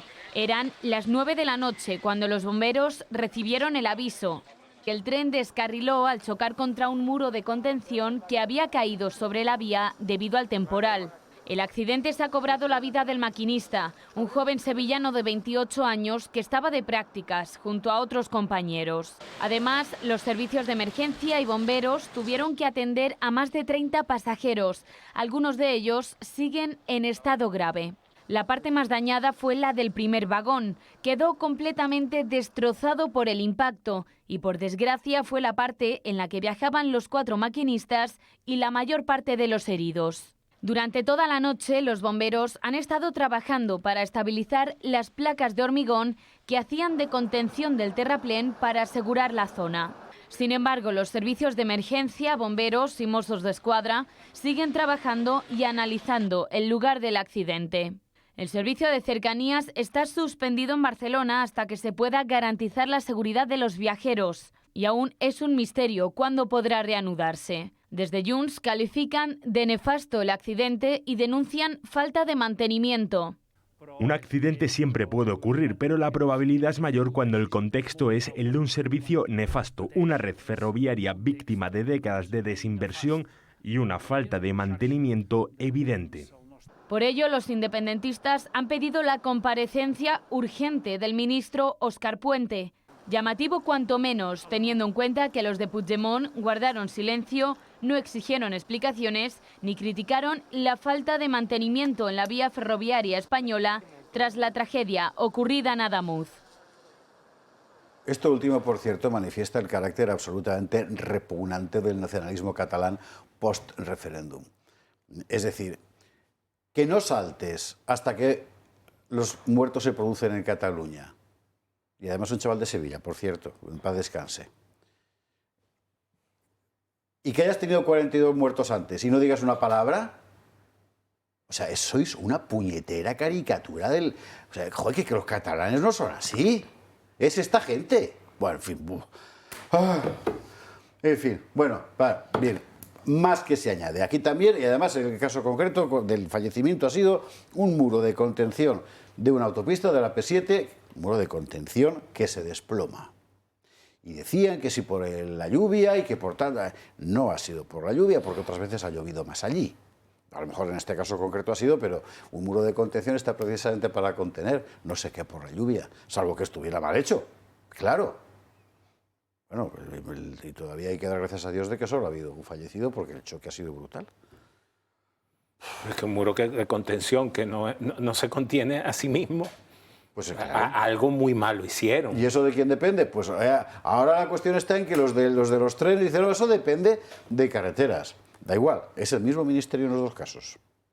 Óscar Puente. Joder, de verdad. Pero es que es alucinante. O sea, yo creo que nos quedamos callados aquí en el plató porque ¿qué más vueltas hay que darle? Yo llevo 2 días, en el poco tiempo que tengo, viendo horas y horas. Vi a una señora decir que las ruedas de los trenes no eran circulares, que eran cuadradas. Que eran como cuadradas. Que eran como Televisión cuadradas. Española. ¿Sabe usted los medios de referencia de Pedro Sánchez? Que las ruedas eran cuadradas. Vi a Televisión Española haciendo un reportaje sobre accidentes ferroviarios donde dicen que el peor ocurrió cuando Franco. Sí. He visto gente que no tiene la más prostituta idea de lo que está hablando, tratando de hacer contorsiones. Que dejar de ver TV, Pedro, o sea, no. Sí, porque luego eso sí es yo TV no es de lo que más veo. Yo de TV yo paso por prácticamente todo, porque yo quiero saber qué están diciendo. ¿Y saben qué? Les sigue funcionando. Y aquí hay una cosa muy sencilla, que es que a la sugar daddy de los señores que estaban en los ministerios, a las que se acostaban con él, las contrataban en Adif. O sea, no hay más nada que ver. O sea, esto es una puñetera corrupción todo. Casa del enocinio. Sí, es un prostíbulo, es una orgía con la luz apagada, donde nos quieren seguir teniendo unos payasos dando vueltas allá afuera, diciéndonos, echándonos unos cuentos, y yo no veo que la gente termine de decir, oye, ¿sabes qué? Hasta aquí llegaste, papadito, es que no te aguantamos otra. Porque cuando tú te las vas calando, te aguantas una y otra, llega un momento en que llevar palo y que ocurran estas cosas es parte de la cotidianidad. Ya estás acostumbrado, y de eso nosotros en Venezuela sabemos un poco. Claro, es que hemos empezado precisamente hablando de eso, de cómo la población española es poco a poco, es decir, tan inerme frente a esta corrupción que ya está causando directamente muertos, que no se mueve nadie, que es que deberíamos estar todos en la calle. Afortunadamente el domingo hay una concentración ante todos los ayuntamientos de España, pero debería haber sido al día siguiente, es decir, reclamando responsabilidades sobre esos 40 muertos. Es decir, es que esto es una cosa, es decir, y por este camino, este es el camino de ir cada vez, las cosas van a peor, este es el camino de Cuba, este es el camino de Venezuela, pero en Cuba ha llegado un punto en el que ya la gente no tiene ni fuerzas siquiera para protestar. Y eso es lo que está pasando. Y te digo algo, Carlos, no hay que quemar un container, no hay que romper vidrieras. Bueno, yo no descarto ninguna vía. ¿Sabes qué? Que tenemos problemas con la red eléctrica. Ok, ¿saben qué? Así sea en julio, prendan el aire, saquen las extensiones del arbolito, enchúfenla, enciendan el secador, enciendan la secadora, enciendan la lava, enciendan todo para que vean como ¡pum! O sea, es que si ellos gobiernan sobre el caos, y nadie se atreve a crear un caos de mayor intensidad, van a seguir convirtiendo todo en caos y van a seguir gobernando. O sea, su orden es un orden caótico. Su orden es un orden caótico. Por eso es tan importante la gestión de la politización propagandística del dolor y del sufrimiento. Y en este caso lo hemos visto con toda claridad. Es decir, aquí hemos visto olas de indignación cuando el perro Excalibur, sin ir más lejos, ¿verdad? Hemos visto permanentemente acusaciones de asesinato, literalmente, contra Isabel Díaz Ayuso, contra Mazón, contra no sé cuántos, y aquí hemos visto también cómo, ante todo, la consigna desde el primer momento fue aquí todo el mundo callado. Y ayer la señora Elma Saiz llamándonos ruines a los que pedimos explicaciones. La amiga de Santos Cerdán, recuerdos fraternales. Sobre este asunto de la politización del dolor, según el color que sea, ¿verdad? Nos contaba esta mañana en Dando Caña Gabriel Serrano algo muy interesante. Vamos a verlo. La tragedia de Adamuz la está utilizando la izquierda para eludir responsabilidades. Se parapetan en las víctimas para controlar el relato. El poder recordar a los muertos, desear una recuperación a los heridos y acompañar a las familias no es contrario a destacar la mala gestión que desde hace tiempo viene haciendo el gobierno. Tampoco es contrario a descubrir la verdad. El Ministerio de Transportes es un foco de corrupción y mala praxis. Óscar Puente tuitea más que gobierna. El exministro Ábalos está en la cárcel. Su mano derecha, Koldo García, también está entre rejas. Las amigas de Ábalos, colocadas en Adif y Renfe. La expresidente de Adif está imputada por 5 presuntos delitos. Los contratos de mejora de las infraestructuras ferroviarias donde se han producido los accidentes dan la casualidad que coinciden en el tiempo con la supuesta corrupción del caso Koldo. Y además hablan de bulos, desinformación, falta de empatía, piden tranquilidad, respeto a las víctimas. Este es Óscar Puente cuando se produjeron los incendios en Castilla y León, respondiendo a un tuit de Feijóo. ¿Te ha contado qué tal el tiempo en Cádiz? En Castilla y León está calentita la cosa. Los portavoces de la izquierda, los medios de comunicación y las redes sociales atacan a todos aquellos que buscan respuestas y piden no politizar. Entiendo que la pregunta del periodismo es el porqué, pero quizás sea pronto para responder a esa pregunta. Escuadristas que se disfrazan de reporteros agresivos y que ya están otra vez aprovechando el dolor de la gente para difundir el odio, y creo que es clave ponerle vacuna democrática. El mismo Iglesias que en 2024 dijo esto. Yo siempre le digo a mis estudiantes que cuando escuchen la frase de no politicemos esto, desconfíen. Y yo creo que la gente lo que está diciendo es váyanse a la mierda todos. Rufián, un día después de la Dana. Siempre hay gente habitualmente de los grandes partidos que te dicen hoy no toca, hoy esto no, hoy es un día para pésames.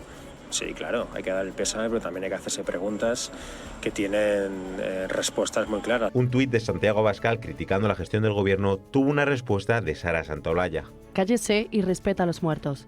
No es el momento de vender a tu patria. Así es, la misma que posaba así con el número de fallecidos durante la pandemia en las residencias de ancianos. Este es el doble discurso de la izquierda. Cuando están detrás de la gestión, piden prudencia y atacan a quienes la denuncian. ¿Cómo se atreven? Sí. El ferrocarril vive en España el mejor momento de su historia. En fin, Gabriela. No, yo simplemente, vamos, al hilo de lo que decíamos, yo creo que la sociedad española no es Venezuela y no es Cuba. La sociedad española ha demostrado también una reacción absolutamente generosa, la gente donando, colas de donación de sangre, el pueblo, y me contaba mi amiga que iba justo en el Lirio, o sea, la solidaridad y esto no lo hemos contado, no lo hemos contado en abierto. Es que una amiga de Gabriela iba en el tren. En el Lirio, sí. Y se salvó la vida de milagro porque cambió el tren, sí, efectivamente, cambió el vagón. Entonces, bueno, que la sociedad española efectivamente no es la sociedad venezolana y no es la sociedad de Cuba. Y yo creo, vamos, pienso todavía, o tengo un sentimiento optimista de que los españoles, con el accidente de Adamuz, se han dado cuenta que podían ser todos ellos. Sí. Todos ellos. Es decir, esa niña podría ser tu hija o tu sobrina. Esa madre que ha muerto podría ser tu madre. Entonces, ya estamos en un escenario distinto a lo que ha sido la Dana, que bueno, pues debían haber previsto, pero no lo previeron porque las riadas pasan cada mucho tiempo. No estamos en un tema de gestión de la pandemia, que ha sido deleznable, pero bueno, es un caso fortuito o causa mayor, ¿no? Estamos en un tema que de verdad que hay una relación directa y los españoles están todos, seas del color que seas, absolutamente aterrorizados con lo que ha pasado y la indignación es máxima. Vi ayer un tuit de Miguel Bosé, por cierto. que bueno, Miguel Bosé, quiero decir, no sé, no es sospechoso de ser la derecha paleta de la que habla Óscar Puente. Absolutamente indignado, pidiendo a todo el mundo la dimisión, no sé cuántos... mucho, Miguel Bosé sí, es desde la pandemia, absolutamente, efectivamente. Enfrentado a toda esta vasca de corruptos y gentuza. Desde la vacuna. Y directamente oponiéndose al control de los medios, a la corrupción política. Yo creo que está representando una parte muy importante de la opinión pública española. Efectivamente, pero que ya sin una bandera y sin un color, todo el mundo exigiendo y denunciando esta barbarie. Y creo que es lógico, y de verdad que para mí esto es diferencial. Y yo creo que va a haber una reacción de la sociedad española contundente y va a exigir una explicación. Más allá de la politización del dolor, estaba mirando el Real Decreto por el que se decretaba el luto, ¿no? Y bueno, unos días de luto, y es interesante porque en 2017, en los atentados de Barcelona, en el Real Decreto hace referencia a testimonio del dolor de la nación española, pues el gobierno decreta el luto, ¿no? En el decreto de luto que hemos visto a consecuencia del accidente, hablan de testimonio del dolor de los fallecidos. Es decir, lo circunscriben a, bueno, pues ¿qué le vamos a hacer, no? Ha sido, y los fallecidos ya no tienen dolor ninguno. Siempre va a haber accidentes y bueno, pues no hay más. Se equivocan y lo están ocultando. Aquí hay un ataque a la nación española, a todo el conjunto de los españoles, a toda la población española. Y yo creo que todo el mundo ha visto que podría ser la víctima de este gobierno y todo el mundo va a reaccionar, y yo tengo mis esperanzas en que habrá una movilización, seguro. Carlos, Pedro, y nos vamos a la publicidad. Muy rápidamente, yo creo que efectivamente me gustaría que ya hubiera habido una parte de esa reacción. Yo creo que es cierto que ya estamos amenazados todos, porque la corrupción no ha pasado de ser una cosa de despachos a ser una cosa de que le puede afectar a tu hijo, te puede afectar a ti, puede afectar a tu madre, por supuesto, porque al final robar el dinero público supone ponernos en peligro a todos. Pero yo creo que falta todavía una reacción. Lo mencionaba al principio, y creo que los políticos, excepto Vox, los demás no han pedido responsabilidades, se han limitado a lamentar lo sucedido. Es decir, aquí hay que pedir responsabilidades. Tú, como político, tienes que estar pidiendo responsabilidades a quien es responsable de todo esto. Es decir, creo que la nación española, la población española, tiene que ser mucho más exigente con sus políticos. Y eso tiene que ser también, es decir, que no puedan salir a la calle ninguno, ni a la puerta de su casa, sin que alguien les pregunte ¿qué es lo que habéis hecho? Porque me parece que eso es imprescindible, eso es una muestra de lo que es, digamos, la fuerza, la fortaleza, el espíritu de una nación que no quiere dejarse morir, que no quiere encontrarse en un tren donde te van a matar y van a decir que es que ha sido un accidente.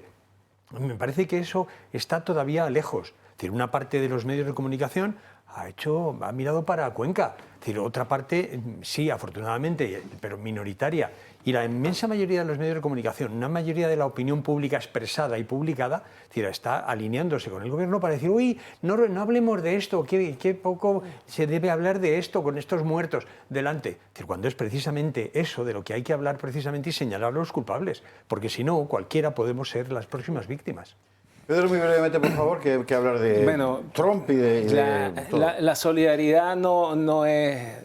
O sea, pensar que, bueno, es que como nosotros somos solidarios, eso no es la reacción que se crea. Porque los venezolanos, porque es el pueblo que yo conozco, fuimos muy solidarios cuando la tragedia de Vargas, nos movilizamos, hicimos una cantidad de cosas y ahí no había responsabilidad del gobierno en ese momento. Aquí sí. Entonces la solidaridad es un efecto inmediato, natural. Oye, están aquí al lado, vamos a ayudarlos. Aquí se trata es de reaccionar a lo que está generando esto, que es el gobierno que existe. Y al igual que los castigos a los niños, tienen que ser cosas oportunas. Una vez que pasa el efecto, porque ya ha pasado, pasó el volcán de La Palma y la gente sigue viviendo en contenedores. Pasó la Dana, pasamos lo que pasamos con el COVID, todavía nadie está diciendo de cómo nos encerraron y de las personas que murieron por utilizar esos brebajes que nos metieron, que yo no me metí, por cierto. Entonces, las reacciones a este tipo de cosas tienen que ser oportunas, porque si no lo son, ya después ellos salen del problema y nosotros no tenemos cómo reaccionar. Señores, a la policía. A la policía seguiremos contando todo lo que vaya apareciendo naturalmente sobre esta cuestión. Después de la Pugri, ¿qué ha pasado hoy en Davos? Bueno, lo último es que de un incendio han tenido que desalojar el centro de convenciones, pero en fin, allá ha estado Trump, ha estado también Felipe VI, por cierto. Vamos a contar algo del tema de Marruecos, hombre, del final de la Copa de África, que con tanta información nacional y tan seria, no hemos podido contar nada, pero hay que contarlo, es importante. Y luego hay que contar también del tema de Julio Iglesias, eso, oiga, no puede quedar así, usted tiene que saber lo que hay también, ¿no? Bueno, Publi y a la vuelta lo vemos.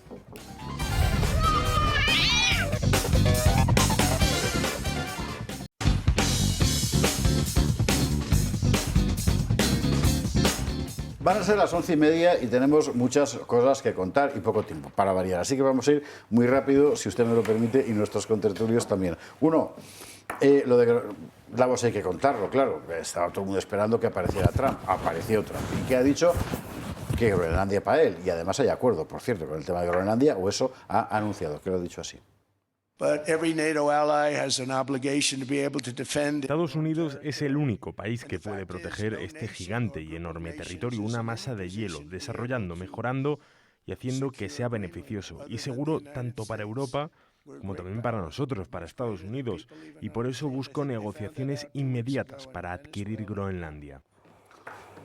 O sea, está, digamos, la política real. Y luego está donde estamos los europeos, empezando por nuestro monarca. Por cierto, lo del acuerdo de Groenlandia lo acaba de decir Trump en su red social, que sabe usted que tiene una red propia, que es Truth Social.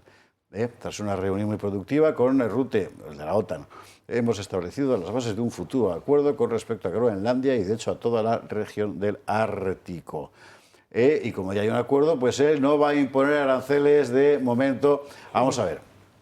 Ostras, que ya le estamos viendo el truco a este. Si lo de los aranceles... el otro día pedí un informe, y todavía estamos, por cierto, investigándolo, de cuántos aranceles ha aplicado efectivamente Donald Trump. Búsquelo usted, ya verá. Porque no... Cero. O sea, no, eso es sacar la cachiporra y dice, mira que te arancelo. Y entonces, ya, claro, bueno. Luego estaba el rey de España. El rey de España, que ha dicho una cosa, evidentemente es un discurso escrito por exteriores, además tiene ese tono así entre ¿sabe usted como de clero posconciliar, si me permite usted la figura? Que hablaba así. O la que no puede aceptar, ni mucho menos avalar, planteamientos geopolíticos de otra época como si fueran signos de un tiempo nuevo. Señorías, los tiempos que corren nos recuerdan con demasiada frecuencia que la fuerza sin principios equivale a la barbarie y que los meros principios sin acciones que los respalden conducen a la frustración y al desencanto.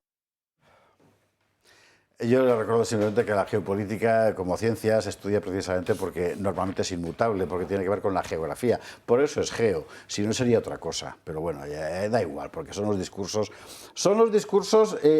puramente retóricos propios de los líderes europeos.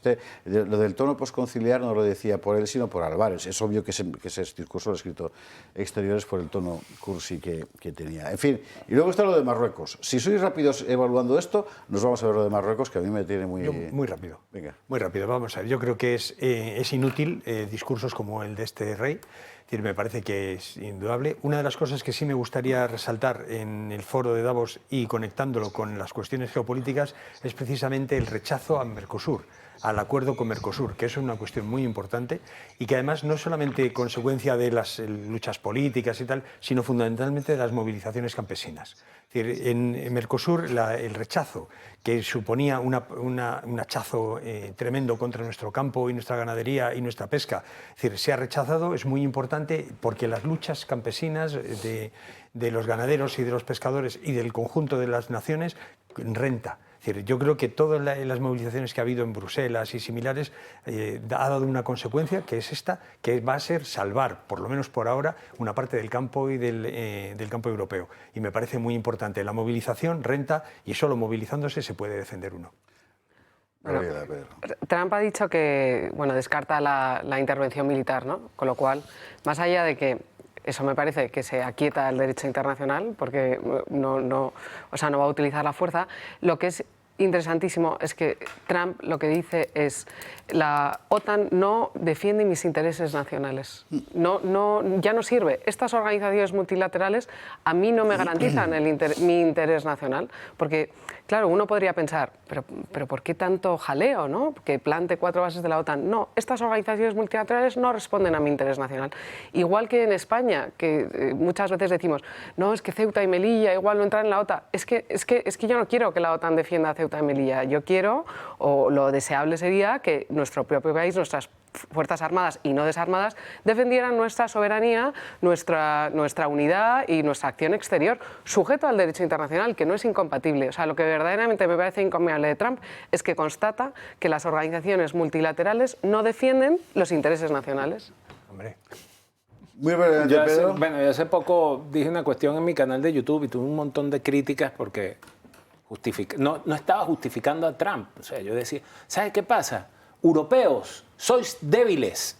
Entonces dejen de lloriquear y de ¡ay, que Trump es maluco! Porque cuando Estados Unidos ponía pasta y cuando Estados Unidos era en sí misma la OTAN, aquí nadie decía nada. Entonces se criaron como el muchacho que le dan galletas y leche frente al televisor jugando a la Play todo el día y entonces se pone gordo y luego no puede amarrarse los zapatos. Bueno, pues eso es Europa.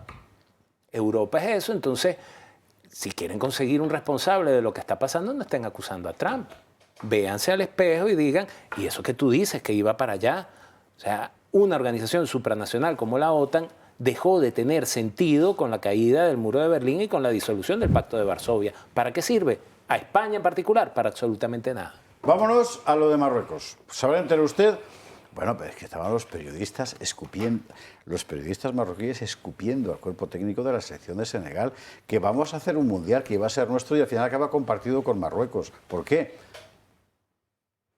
Pues porque alguien ha cobrado y además sabemos quién es. Y no lo podemos decir porque no tenemos la factura. Pero bueno, pero esto hay que contarlo. Hay que contarlo. Pues, mire, pues, si usted no se ha enterado de nada, escuche lo que le cuenta Yago Soler.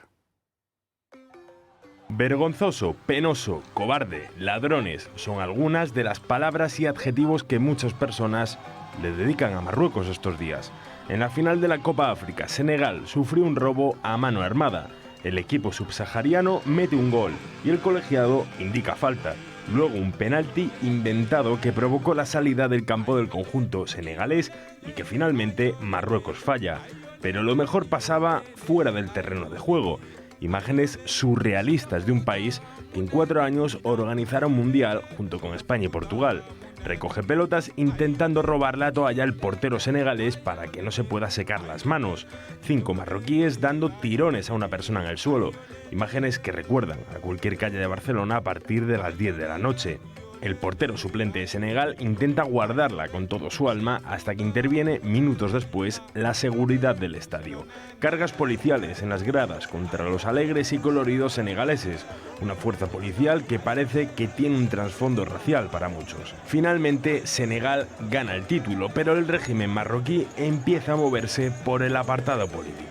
Dice que recurrirá a la FIFA a la retirada del campo del conjunto senegalés, ya que es motivo de pérdida por 3-0. Y precisamente un diputado marroquí afirma que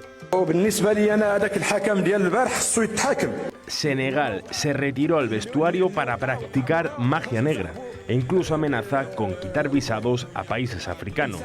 Este es un país ejemplar para celebrar un mundial. En 2030 lo veremos. Pues vamos a hacer el mundial España, Portugal, Marruecos. Pero claro, es que han cobrado efectivamente. Aquí es la corrupción, otra muestra más de la corrupción de la que España empieza a ser ya realmente una nave estrella. Yo creo que en este caso concreto se ve con claridad, ¿no? Pero también es cierto que hay un cambio de ciclo, conectando con lo que estábamos hablando antes, con lo que estaba diciendo Gabriela. Es decir, yo creo que hay un cambio de ciclo. Las naciones, la disyuntiva ahora es las naciones, las patrias soberanas y los partidos patriotas están avanzando clarísimamente. Lo acabamos de ver en Portugal, como en 6 años Chega ha conseguido disputarle la presidencia de Portugal al Partido Socialista. Y por otro lado, los que están dispuestos a someter su patria, su nación, a los designios de cualquier grupo corrupto o de cualquier nación, como está haciendo España, el gobierno español, el gobierno de Pedro Sánchez con Marruecos, ¿no? Sí, yo creo que lo del Mundial, España, Marruecos, Portugal creo que era, ¿no? Yo creo que es el multilateralismo del fútbol. Es decir, es una forma también muy gráfica de la gente, ¿no? Que a mí me sorprende que tenga tanta repercusión el fútbol, pero bueno, en fin, dicen que es el opio de las masas, ¿no? En cualquier caso, es lo que la gente entiende. Entonces, es una manera también de erosionar lo que es la nación española, una suerte de cogobernanza, coorganización, en una fecha también tan señalada como el 2020-30, con todo su carga simbólica detrás, ¿no? Entonces, más allá de que pueda ser esto de corrupción, aquí también hay un mensaje, es una forma de erosionar también las naciones y la soberanía española.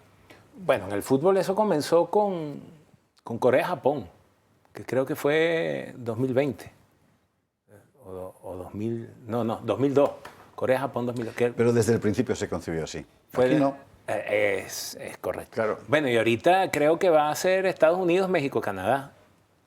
O sea, que se van a jugar partidos en los 3 países. Sí, por eso que hay una intención, porque antes era, es mi mundial, es del de Sudáfrica, y todo el mundo estaba orgulloso de España. España-Portugal yo lo entiendo. Sí, bueno, podría ser. No? Sí. Pero ¿sabe usted qué pasa con España, Marruecos, Portugal? Que para la Unión Europea, y es muy evidente, y en general para todo el proyecto globalista, España y Marruecos son la misma región. Y económicamente están tratando de que se construya la misma región ahí. De ahí lo del intercambio de carnes, empresas europeas que trabajan en Marruecos para comernos aquí los productos que nuestros productores no podrían vender, etcétera, etcétera, etcétera. Estamos en esa historia, ¿no? Es absolutamente entendible. O sea, España, Portugal. El tema es que ya en la FIFA, la UEFA, se han visto impregnadas de las cosas que solíamos ver única y exclusivamente en los medios políticos. Sí, bueno, es que al final, y entonces ¿qué es el fútbol sino la continuación de la política por otros medios? Sí, y entonces ya se han convertido en simbióticos. O sea, los gobiernos de los países y el señor Fantino y el otro, no sé quién será ahorita el presidente de la UEFA, están... Y entonces ves después cosas como que... Y futbolistas quejándose, pero se quejan así con la voz chiquitica y luego, o sea, ¿qué carajo se va a hacer a jugar la Copa del Rey no sé, en Arabia, en Qatar, en dónde fue que fueron? Claro, cobrar. A cobrar. Entonces, el deporte, que bueno, el fútbol es el deporte rey desde hace mucho tiempo, se ha desnaturalizado. Y eso es lo que nos tiene ahorita compartiendo sede con Marruecos. Yo de momento a la Selección Nacional de Fútbol española quiero decir que vayan aprendiendo a hacer brujería en el vestuario, que yo no sé cómo... Igual, no sé. Que sea una gitana. Pasamos... Venga, mi niño, que le leo la mano. Que sí, pero no, esto es mucho más serio, ¿eh? Pues magia negra en el qué barbaridad. Publi, que tenemos que contar lo de Julio Iglesias, que hay que contarlo. La que montaron, ¿eh? La que montaron. O sea, además era todo pura... En realidad era pura filosofía, ¿eh? O sea, tenías al gran macho blanco, aunque Julio Iglesias es más bien marrón, pero bueno, el gran macho blanco, depredador sexual, abusando del servicio, ¿verdad? Como si fuera aquello, en la cabaña del tío Tom. Joder, se ha desmontado todo. Bueno, Publi, lo vemos.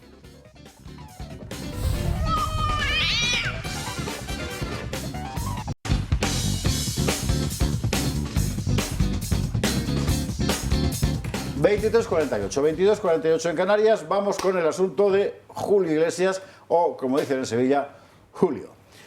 Porque ha salido al final, o sea... Bien, nos va a contar la historia Mónica Fuster.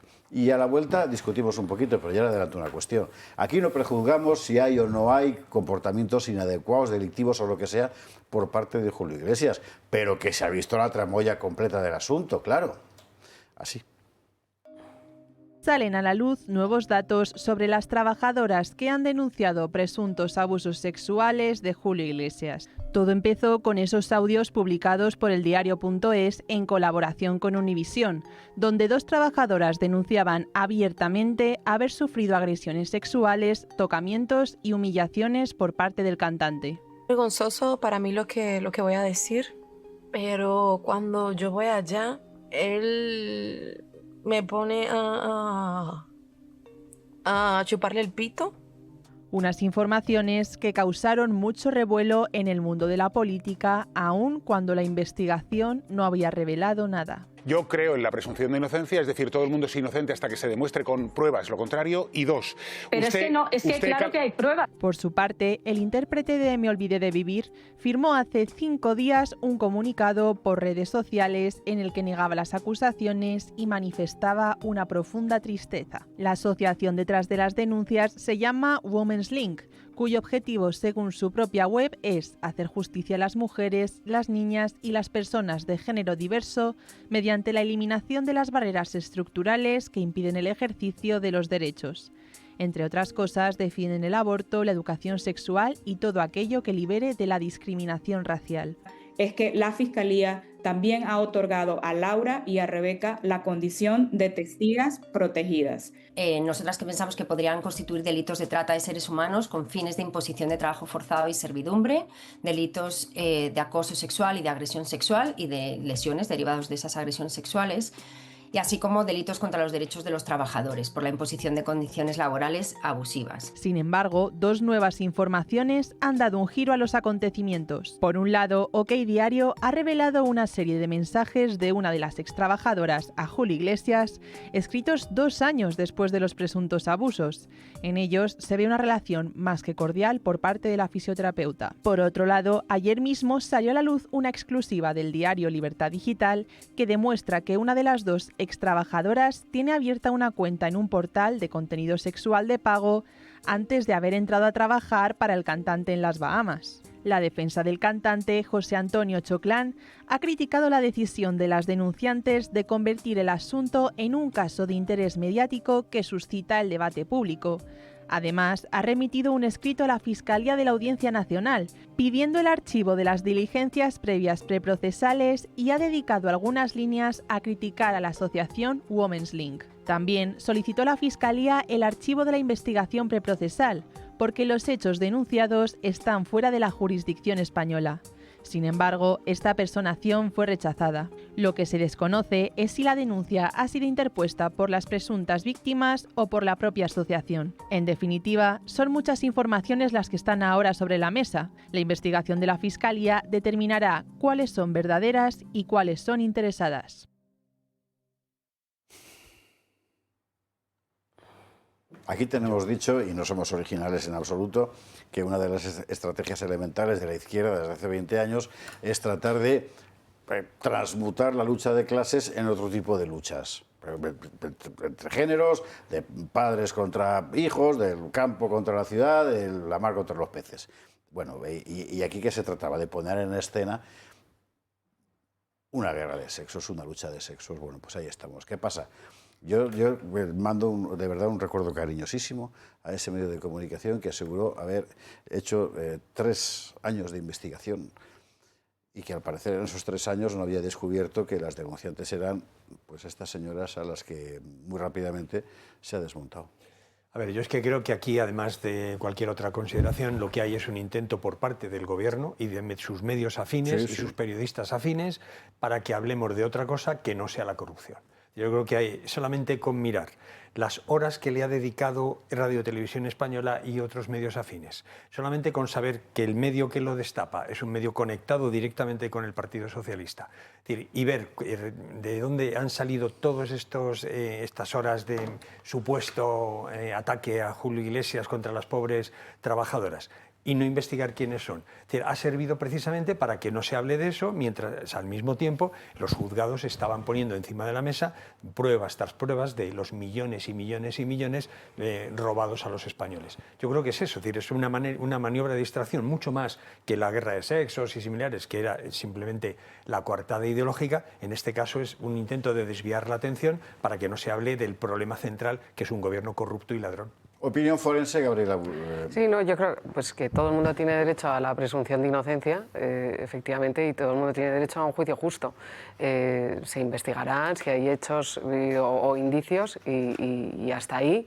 No es que no podemos hacer ningún juicio mediático de qué es lo que ha pasado. Además, es que todo el mundo tiene derecho al honor y de hecho hay 2 delitos, ¿no?, tipificados en el Código Penal, el delito de injurias y el de calumnias. El de injurias es un insulto simple insulto, que alguien tiene derecho a que no se le agreda verbalmente. Y el delito de calumnias es imputar la comisión de un delito a otra persona. Que si además se acciona y se inicia el procedimiento y se dilucida que la denuncia ha sido falsa, pues es un delito también. Es el delito de denuncia falsa. Y es muy interesante el debate, porque hace poco sacó un libro Juan Soto Ibars, ¿no? Sí. Un poco haciendo la reflexión de una injusticia que se está cometiendo en España de forma sistemática, que es la no persecución de las denuncias falsas, no persecución de ese delito, sobre todo en temas hablemos de género o de tipo sexual, ¿no?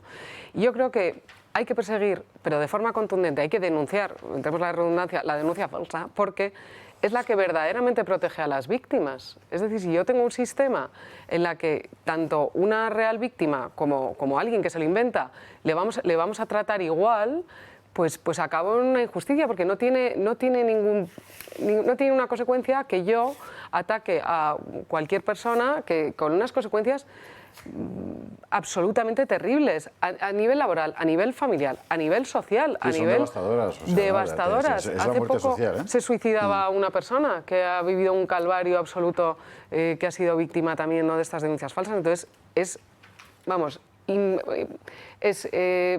inmediatamente urgente atacar este problema de las denuncias falsas en España. 2 minutos, Pedro. Yo creo que yo voy a ir por otro lado. Yo creo que hay que aprender a ser como ellos. Sobre todo si tenemos causas, o sea, motivos legítimos y causas nobles por las que hacerlo. Fíjese, no recuerdo cómo se llama la organización esa de mujeres por la... Sí, Woman League. Woman del Callao o lo que sea. Woman del Callao. Ok, la derecha... ¿Qué boomer es? No, Woman del Callao es una canción muy venezolana y el Callao es una región allá del estado Bolívar. Lo otro, las protestas estas que se hicieron a favor de Maduro en Estados Unidos la hizo una organización que se llama Forum People, que es una organización que tiene paz y que se define como escuela de activistas. No sirven para nada sus motivos, pero existen. Entonces, nosotros tenemos que, nosotros, la derecha, los patriotas, tenemos que aprender a hacer cosas similares, porque las causas, los motivos son nobles y son legítimos. Entonces, ¿esto qué se hizo? Esto se hizo porque llegó un punto en el que la situación del gobierno se estaban quedando sin cromos para ¿qué sacamos? No, Franco no, otra vez. ¡Pum! Vamos a darle con Julio Iglesias. Y eso queda demostrado en la cantidad de tiempo que se ha gastado en la televisión y en radio y en todo lo demás hablar de esa pendejada. Que, por cierto, qué pobre país, me perdonan. Y lo digo como español, que vive aquí, y como hijo de español, y que vivo aquí desde hace 5 años, 4 meses y 20 días. Qué pobre país el que está ocupado de hablar de Julio Iglesias y de que Eli Vigil le diga a Sara Santaolalla que deje de mostrar los cocos y eso genere todo un debate sobre machismo y todo lo demás, cuando ocurren cosas como la que acaba de ocurrir en Córdoba, y las cosas que todavía están en el tintero que no se han solucionado, por lo menos en estos últimos 5 años que yo estoy aquí.